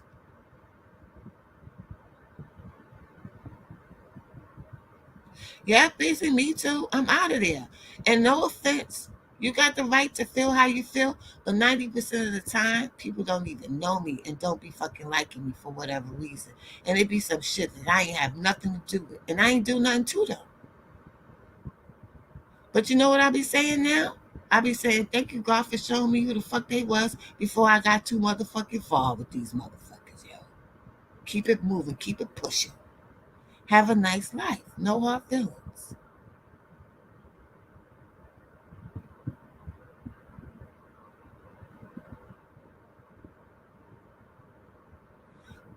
Oh, I kill myself with my own guilt. My conscience eats at me when I do something wrong, and I have to apologize. I have to rectify it. That's what it is, Jeezy. That's what it is. And we don't have control of our life. Our life is just something that we have. So for someone to hate you for that, are you a fucking demon if you don't like me because you see some light in me? Well, thank you for showing me that. Keep it the fuck moving, yo. Because I slay demons. I slay. Anytime a motherfucker try to fuck with me, they always wind up motherfucking paying for that shit, yo. All I do is sit back and watch.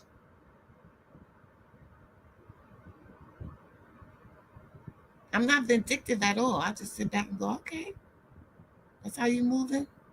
You're going to have to learn the hard way. And that's not my problem. That's your motherfucking problem.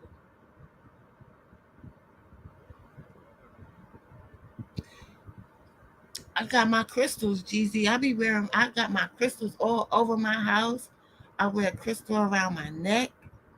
I'm a demon slaying motherfucker. I really am. I really am, yo.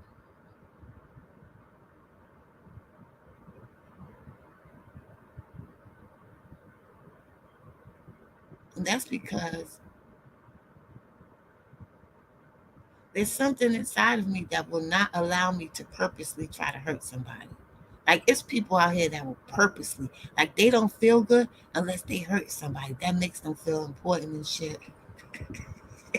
like, like that's fucking weird to me, yo. Unless they doing something to fuck with somebody, they don't feel good about themselves.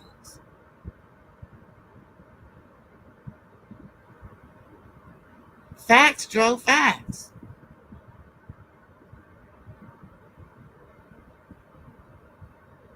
But we have to understand that all of us are human.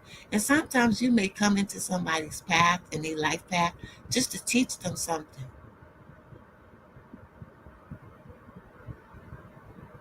Word, just to teach them something. Something that they may have never seen before. But anyway, y'all, I'm gonna take a nap because I'm gonna try to get up around 10 and do my Barry White video because I gotta do it now. I've been delaying that fucking video and shit. Then I want to do my Isaac Hayes video. They were so special. I love doing these documentaries and these stories about these old school artists they were so fucking talented, yo. I used to be in the field for sure, but my wife turned me on the spiritual side of life. Life is so much better now, even when I'm broke. I don't scam no more. That's dope, Jeezy. That's fucking dope. And you're not gonna have to scare because you know what? Your blessings is gonna come to you. You ain't gonna have to worry about shit. I'm telling you, just keep that frequency open and just try not to do wicked shit to people, yo.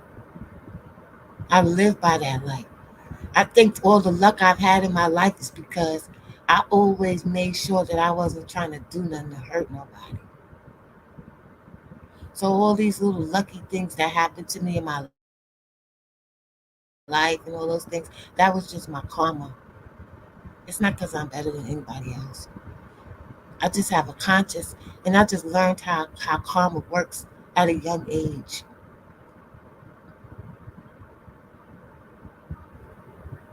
Oh, I'm sorry, Joe. You're gonna be so sleepy at work. You lit too, Jeezy. Let me tell you something. I never let shit go to my head. You know why? Because it takes like you never do anything special in life without people that's special around you to help you accomplish that. Like they be helping opening up shit for you too. Like just by you dealing with a special person, like it's not just you. It's the people that support you. It's the people that's around you. You know, so if you can't really do nothing if you don't have no support, because you don't feel like anybody really gives a fuck about what you're doing. So if I was to get 500,000 subscribers on here, those would be 500,000 special motherfuckers. They won't be fans. I'm not no superstar.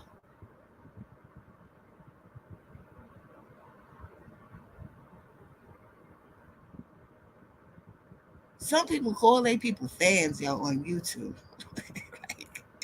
I'd be like, wow, they really be thinking like these are their fans. Like, no, these are not. These are people who support you in your message. Facts, Jeezy. I'm telling you. You too, JR. Thank you so much for joining my live. This live wouldn't have been shit without y'all. Because y'all been here the whole time fueling me and giving me that energy. So I appreciate that. Supporters, facts. Those are people who support you, yo.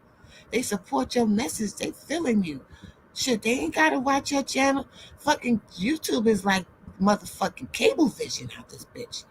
You got a whole bunch of channels on here, so people flock to you and they love you like that. Appreciate that shit. That's why I like Swiper, because Swiper be showing love to his supporters.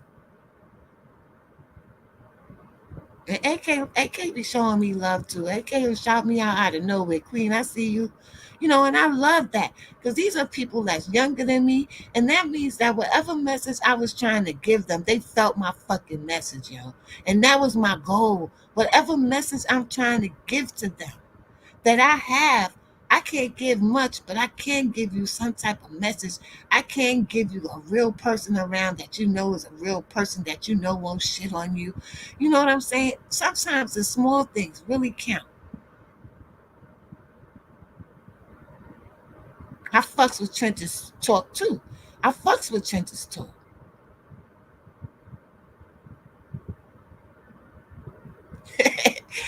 Who say that? Who say that, Jeezy? Oh, your girl?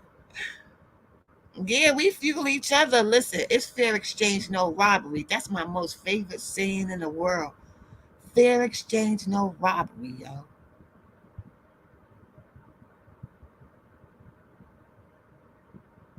I've been rocking with AK from day one, just like I was rocking with Swiper from day one. And I fucks with Trench's talk too.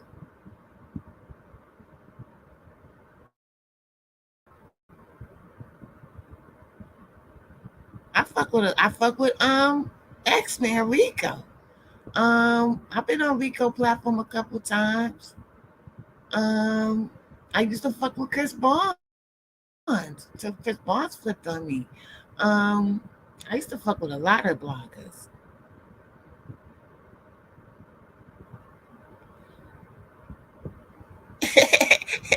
Tro was ignoring you. What is he getting ready to do? Oh, he going on TikTok? Cause it's my. Oh, they thought you was a sex bot. Oh man, I can't even unblock you. Damn, JR, I can't even unblock you because AK have to unblock you. And he got like 10 million people. I know me alone, I must at least block like 50,000 people on AK channel because they be coming up there being super disrespectful. At one point, now they not as disrespectful as they used to be. But at one point, they were super disrespectful.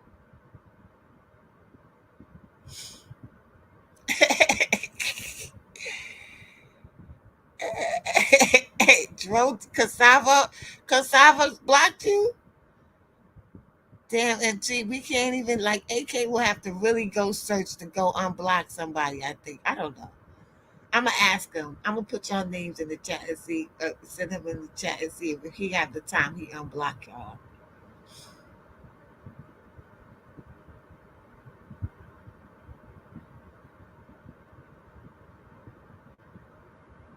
I got an OnlyFans, but it's a feet page, and I just don't have the I don't know. I just don't feel like really knowing me with my energy. Some motherfuckers gonna be trying to look for me or be at my door. Then I'm gonna have to hit him in the head with an iron and spray him with some pepper spray and stab him in the neck. I ain't going through all of that kind of shit. You see that girl that in Texas that he followed her. He had followed that girl, that pretty, real beautiful young lady. He killed her. She was on OnlyFans. He tracked her down on OnlyFans, and he was in her house, and he killed her.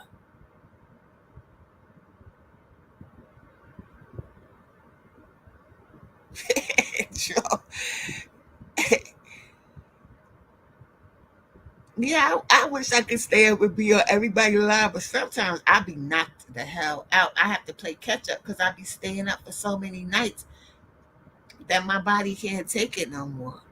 And I have to take that day and just fucking sleep.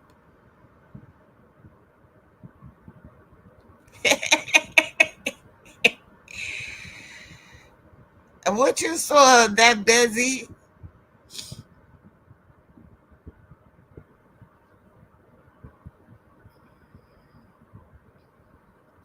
Who is Miss J, Dro? She's on AK channel.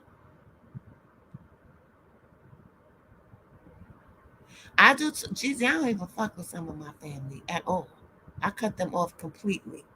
That's how terrible I've gotten. Like, I'll cut family off, blood. I will never speak to you again.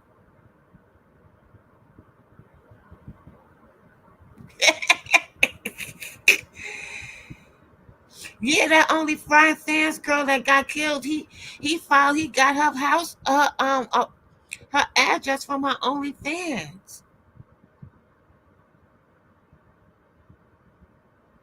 Yeah, I like said. He said he be covering topics and said he is real intelligent. He has a whole different approach on his channel. But I like these channels different reasons. It's different place.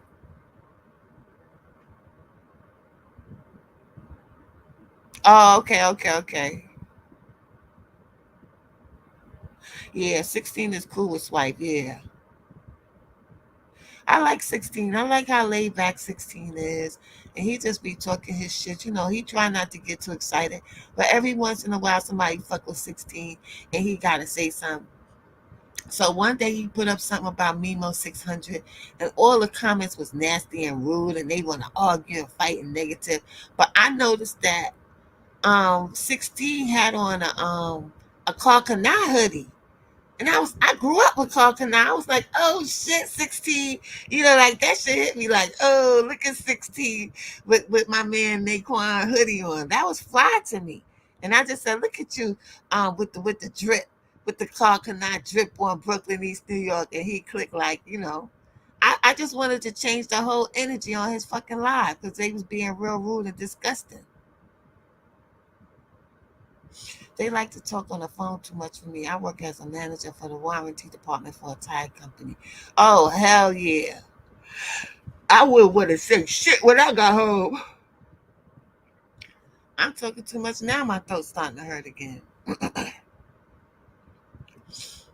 Yeah, I like me some 16. I love me some 16. And the other day I went on Shark because I sometimes I know Shark don't need my support, but I just be liking to let my brothers know when they doing something right. I just like to put my little input just to let them know in case nobody else is telling them that I feel what you're doing is right. And I went in there. I just jumped on Shark Live. I said, yo. He was like, how you doing, Miss Lady Lotus? I see you. And sometimes people need that. Like, I just didn't want Shark to crash out. And I was in his inbox on IG. I was like, please, Shark, don't crash out. I was begging him not to crash out, yo. Because I see he was ready to go there.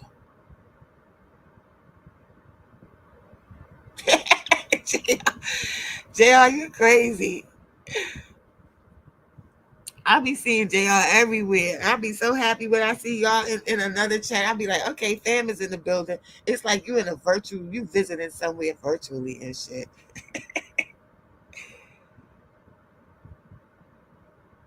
We supposed to meet up this summer. I'm not sure where. Well, I'm not included in that, and I really feel like some of the mods over there, they don't like me. I'm gonna be honest, they don't like me, and I'm cool with that. I don't know why. I don't know what I did. If I did something, I wish somebody would tell me, but I don't think they really like me too much. I know who's the ones that like me, and I know who's the one that don't like me. And I jumped on one of their lives one time. They was live, and I jumped up there. I was like, yo, trying to give some support. And as soon as they see me on the live, they jumped off. So I know they don't like me. But when they see me in the motherfucking chat or swiper thing, they'll be like, Queen, and put a heart up. Why are you doing that? You don't like me. You don't like me. You ain't gotta talk to me. You don't have to talk to me. So I know I ain't do shit to you. So I don't know where this is coming from. And it seemed like it'd be the ones that be real cool with me. Then all of a sudden, overnight, they not cool with me no more. And that's how I know somebody's talking about me to them. But I don't respect that, because if you was just going by what somebody else say and you wasn't like that before, you was mad cool with me before, and then all of a sudden somebody got in your ear and you listen to that shit, fuck you. You shouldn't don't speak to me at all. You don't have to never speak to me. That's how I feel. I don't give a fuck either, Big Z. I don't give a fuck.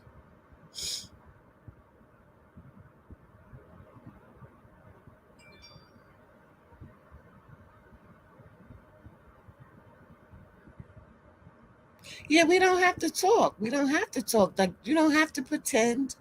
The reason why Swipe shouts me out like that is because before any of y'all was there, I was there. I was there from day one with Swiper. That's all that is. It's not that he likes me better than anybody else, or anybody I'm better than anybody else or anything like that. I just was there for Swiper from day one. And I used to make sure I encouraged Swiper. And he just never forgot that, because that's the type of dude that he is. But he also has relationships with other people. It's not something to compare with anybody else.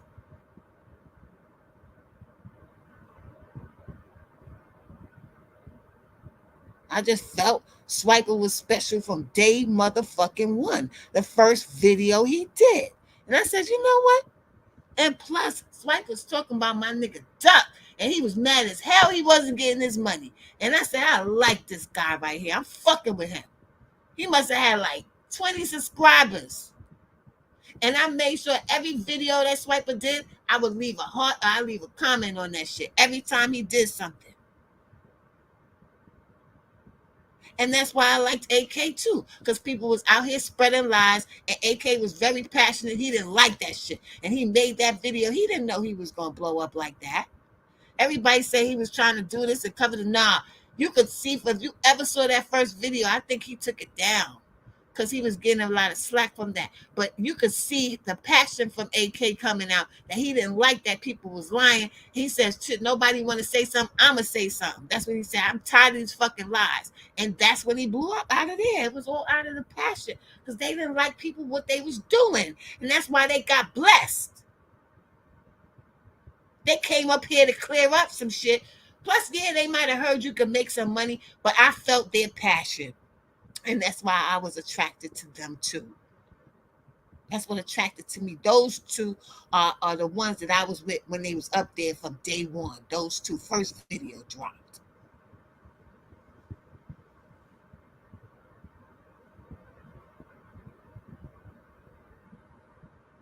Yeah, I ain't do shit to nobody. So all this one don't want to speak to that one. First you was rocking with me, then all of a sudden you ain't rocking with me, but you looking at my Instagram, and I see you looking at my Instagram, but you won't click like, and you won't click like. I don't do that shit to people. Y'all let you know, look, I'm here. I see you, boo. I support you. It's just that sometimes I don't even scroll down my Instagram because my Instagram is just too many people. And I don't like to be stuck on Instagram too long. I just be dropping my videos. And sometimes I don't scroll. But I don't think I did nobody or nothing like that. But you be looking at my shit, but you won't click like on it. I don't do that shit. If I look at your shit, if you put up a story and I look at that shit, you best believe you're gonna see a like up there from Lotus, yo. Cause I'm real. I fucking support you for real.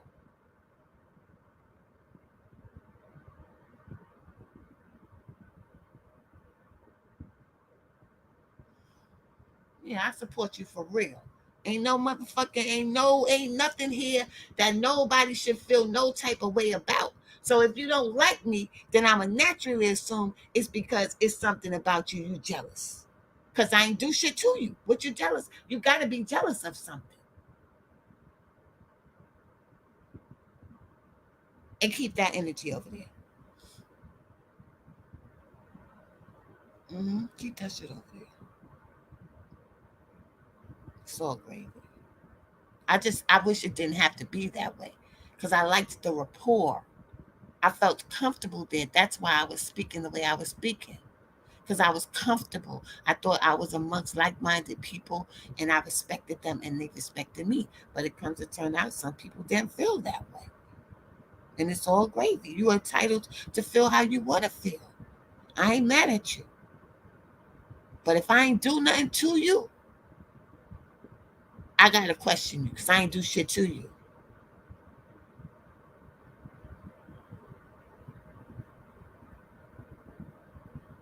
Yeah, I was watching it because of the things that EBT Greg, the first video that Swiper put up. I didn't see Swiper. Swiper wasn't in the video. He had just put up EBT Greg, what he was saying. So I subbed from that first video. And then all of a sudden I started seeing Swiper. And something about his energy just made me feel very comfortable. And I felt like he was very passionate. Same exact thing I felt with AK. And you know what? Both of them be getting so much hate on YouTube.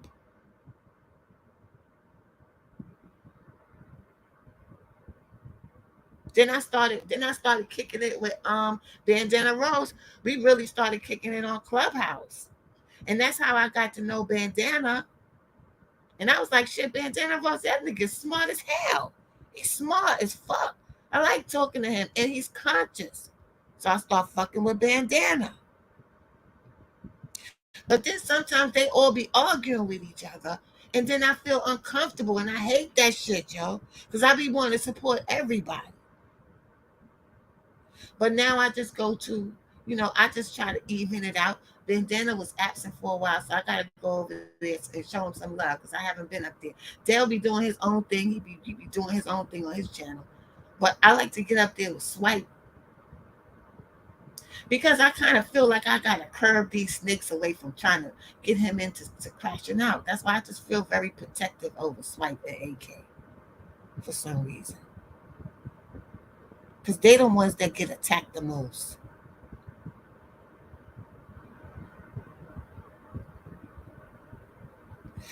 Yeah, he didn't respond because he might have known he was wrong, but he didn't respond because he has a certain level of respect for you too, that busy, because he could be very disrespectful when he ready.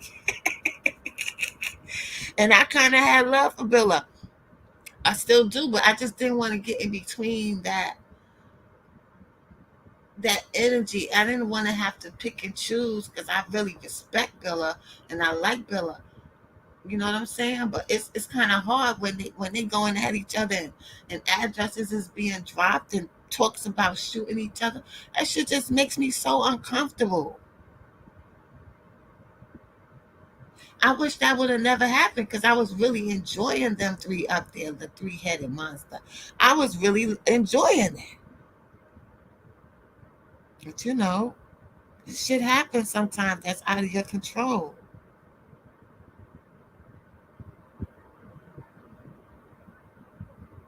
Sometimes, listen, I'm gonna say this to y'all. Like, people get up here on YouTube and we just see their YouTube personalities, but people make mistakes. Like, people sometimes they make mistakes. I have been, I have been misunderstood so many times that I try not to misunderstand anybody. You know what I'm saying? So I try to give people a fair chance unless I see it with my own eyes. I guess that just comes along with maturity when you get older. I just tend to give people their space to learn and grow because nobody's perfect. These are not trained,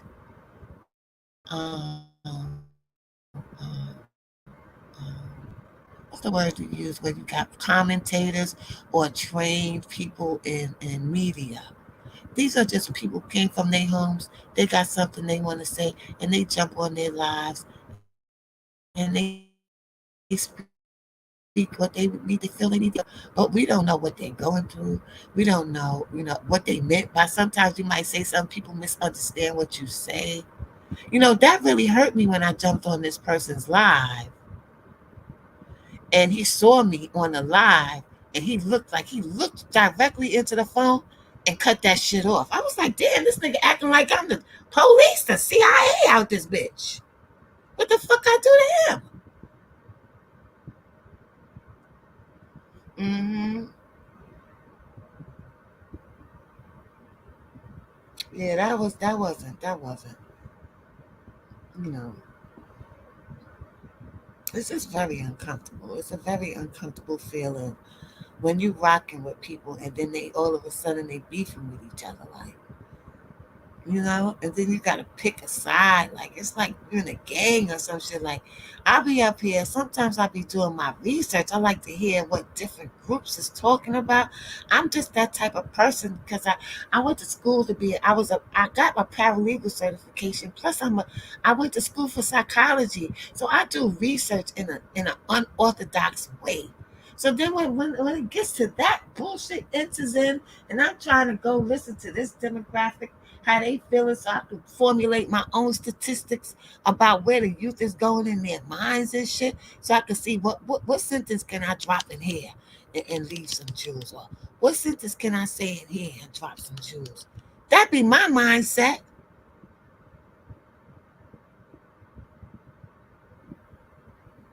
Yeah, I didn't know that part, Missy. I didn't know all of that.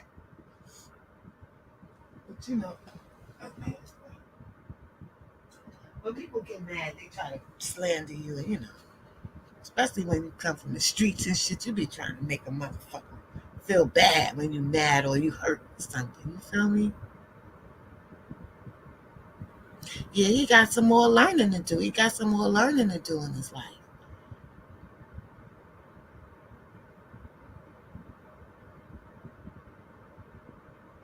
Yeah, like what do Hood be doing to anybody? He don't be bothering nobody.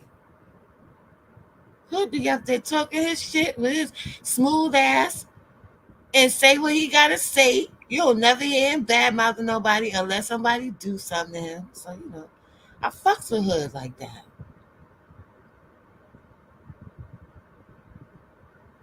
Well, I'm glad he didn't disrespect you, Busy. I respect him for not disrespecting you. Because there's some motherfuckers that would have said some real grimy shit. You feel me? Yeah, in his red cup. He over there minding his own fucking business. You know, taking care of little CJ and talking his shit. Leave that man alone, yo. And he always try to be fair with whatever he's saying.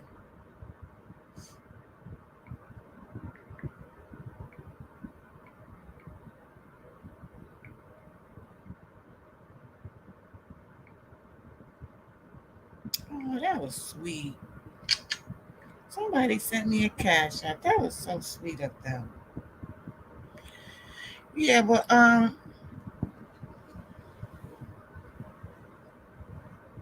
yeah, I like Hood. I like Hood. I like his personality.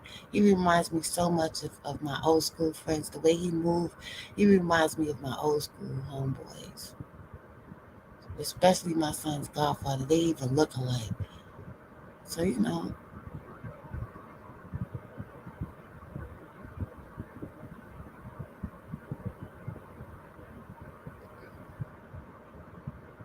when they were saying that Hood had trolls, I was like, troll? They trolling Hood? Like, what did he do? Like, what did he always try to be fair? Like, what did he do? That see, when you got people doing that to somebody like him, and people that ain't bothering nobody and just doing their thing, they just some hating ass. They some fucking haters, yo. They some hating motherfuckers. Something in them. You know what I'm saying? I've seen people go and calling people the police and trying to dig up. The people actually go and dig up things on people on YouTube. Oh, it could get so dirty and disgusting on YouTube, yo. At one point, it seemed like every black man I was watching was beefing with another black man, all at the same time. I was like, this is depressing. I had to stay off YouTube for a couple of days till that shit died down. Yeah, sometimes that happens too, Dro. Sometimes that happens too. Like, Joe, I thought you was coming for me because I was like, what, Joe want me to be in a gang now? I gotta pick sides because they arguing with Dale. Like, I hate that type of shit. But then I was able to talk to Dro, and me and him talked about it online, and he understood where I was coming from, and I understood where he was coming from. And I appreciate that we got a chance to talk about it, and you just didn't naturally assume shit and start attacking me. Like I did something to you. Well, you did attack me for a minute, but I understood why.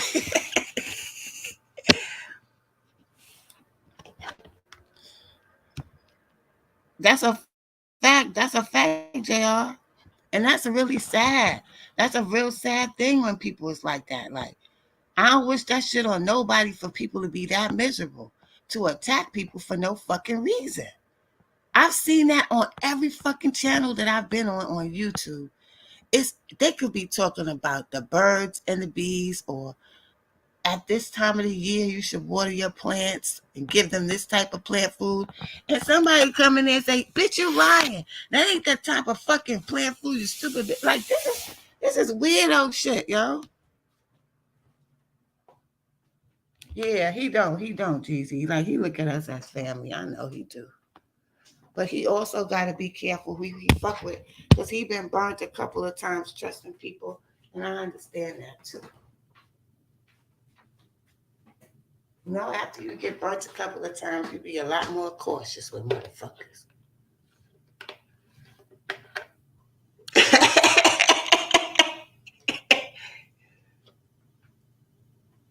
But see, what people don't know is that I knew Dro before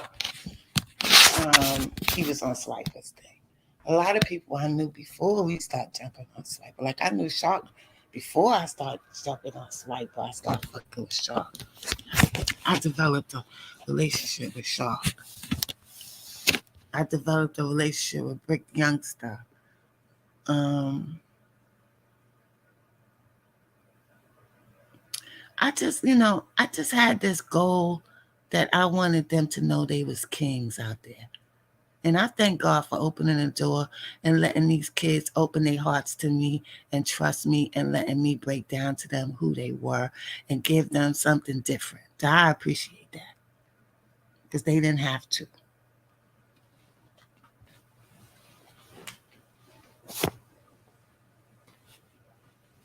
But people be getting the wrong impression about me. And sometimes, I know I have a strong personality, but it's not at my people's. Like, that's just how I am. That's just me. Like, I can't change who I mean, I don't know what the fuck it is, y'all. Fuck it. I don't know what to do no more. But this always happens to me. Yep, Jeezy. In real life, and it's like people don't want to see that. Yeah, they don't want to see that. They don't want to. They want to. One time, I guess because I was modding for all the channels and people couldn't go troll the way they want to because every time they went to a channel, there my black ass was with a wrench. So they was like, I can't stand that dick sucking bitch. Queen Rose, dick sucking bitch. You know, and I knew who that was. It was a YouTuber that I don't know. All of a sudden, he's flipped on me because I stopped speaking to another YouTuber, and he started flipping on me and shit. But after a while, I guess my spirit guides got on his ass because he got fucked up on YouTube, yo. And I ain't do it. That's right, Bezzy. That's right.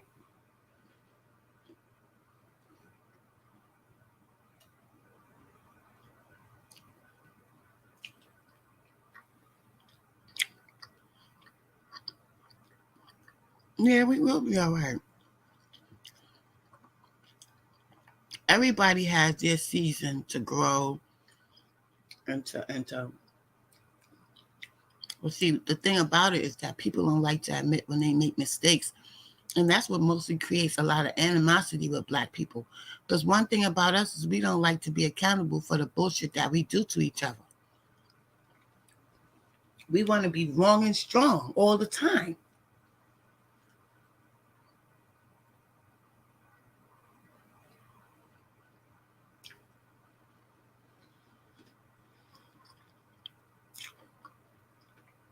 My spirit guides don't play about me. Because they know I'm sincere and I'm pure from my heart. So they don't fucking play about me.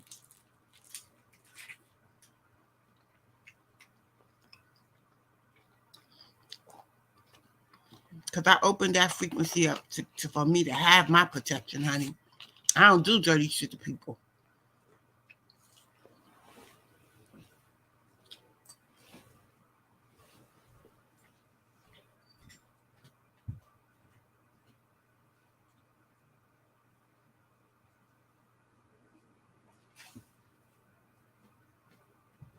I don't block my connection with God. So all my gifts come freely, honey. That's where my gifts come from. That's where my blessings come from. That's where anytime I'm trying to do something and God opens those doors for me or gives me some accolades so that those doors could be open, that's what it's for. It's not so motherfuckers can like me. And I had to learn how to understand that. People are entitled not to like you if they don't like you. That's their choice. But don't fucking act like I did something to you or tell lies on me so you could sway people along with you because you don't like me for whatever reason. That's high school shit.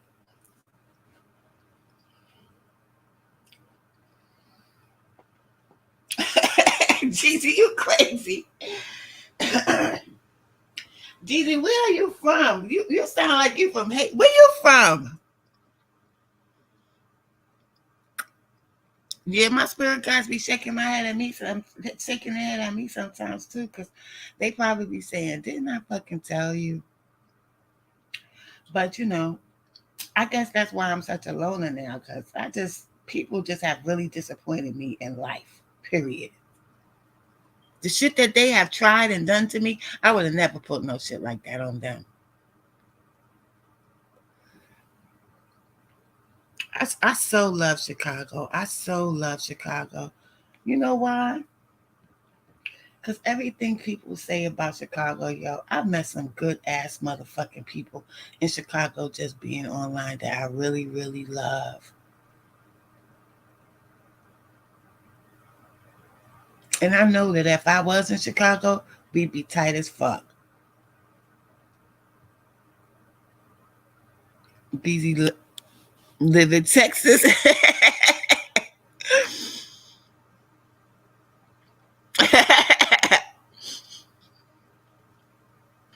I heard Texas got some beautiful women there.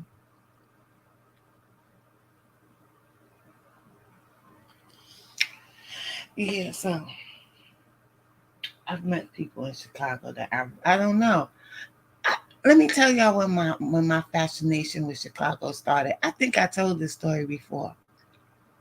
When I was like 14 years old, I found these Donald Goines books in the library, and I read every single one. And after I read all of them, I was like, damn, it ain't no more to read. But there was one book sitting there, and the name of the book was Cabrini Green, and it was written by somebody named Red or something like that. I can't find that fucking book to save my life now. And when I read about Cabrini Green, it was like, because this was before the internet and all that shit. I was like, damn, that shit just like New York. Like, the projects, and that shit really remind me of New York. And then when I saw Cooley High, I thought that Cooley High was in New York because of the train station when they found Cochise. Because I thought only New York had train stations like that. But then I found out that Chicago is another place. Their subways, their train stations, their trains are a lot like ours. So it just always felt like Chicago was my cousin or something. Like New York is New York, and Chicago was New York's cousin or some shit. Then when I saw them wearing Timbs and shit, I was like, oh shit, they wear Timbs like us too? They the only people that wear Timbs. So I just took a really liking to the vibe and the aura of Chicagoans and Chicago. And then later on down the line, all this stuff started happening. But I always had love for Chicago way before this, from when I was 14.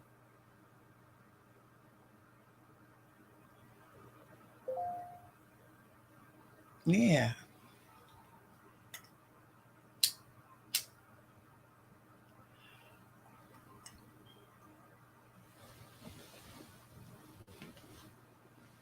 Sometimes I think that, God just does things like just puts you on a path, and you just have breadcrumbs, that leads you to certain things when it's time.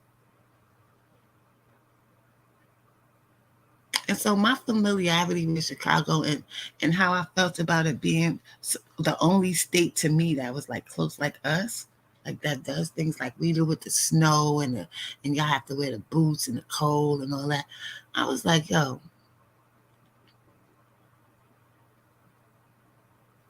that's like New York cousin or some shit. That's just how I felt. I don't know how to explain it. And when I saw what was happening, we got some people that'll look at it like, oh, that's Chicago, but not me. I'm not built like that. I was like, there's a bunch of black people doing this shit to each other. What the fuck is going on? That was my attitude. But people thought I was clout chasing and all that crazy shit. I had to go through that phase. And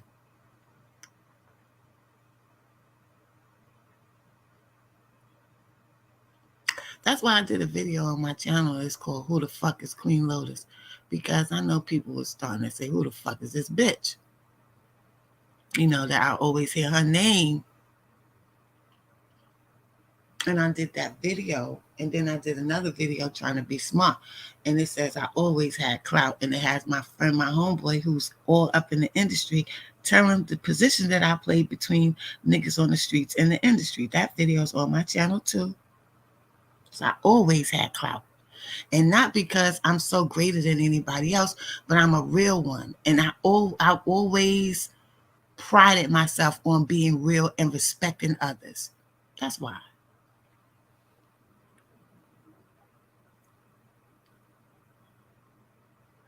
Yeah, I hate that clout chasing word. Not everybody. Some people are really clout chasers, but you got some that aren't.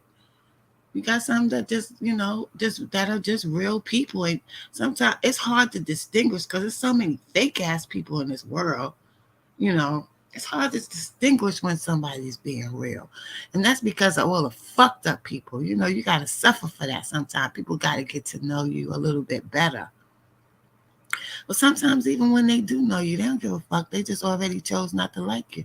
And that's their choice. Everybody ain't going to like you. But y'all, I'm going to take my ass to bed because I've been sitting here smoking all night, smoking weed. My throat is fucked up again, and I just need to take my ass to sleep. Part of it is too that I think because I don't sleep, and you're supposed to get some rest. You're supposed to rest your body so your body can regenerate. Yeah, they do. They're like everything is not clout chasing. Like everything is not clout chasing, yo. But I love y'all. Y'all have a blessed rest of the day. I am going to be sleeping in. I know people are going to be calling me. And guess what? My phone is going to be off. I'm going to rest. I'll do my videos tomorrow because I'm going to be tired. And I hear it in my voice. Like my voice starting to sound like a dude right now. So I love y'all. Y'all, thank you so much for hanging out with me. I love when y'all come hang out with me. Y'all always make my lives be busting, yo. My lives be busting when y'all be up here. But I like that busting.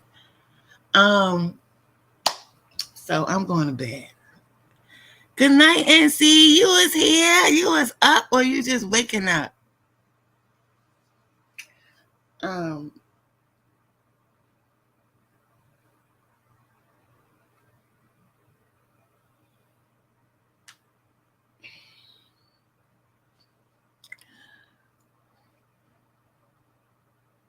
I love y'all too.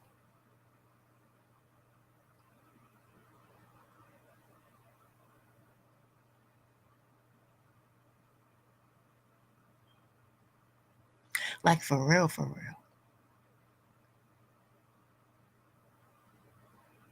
Well, let me go. You know what I need to do too? I gotta go to the dentist, yo.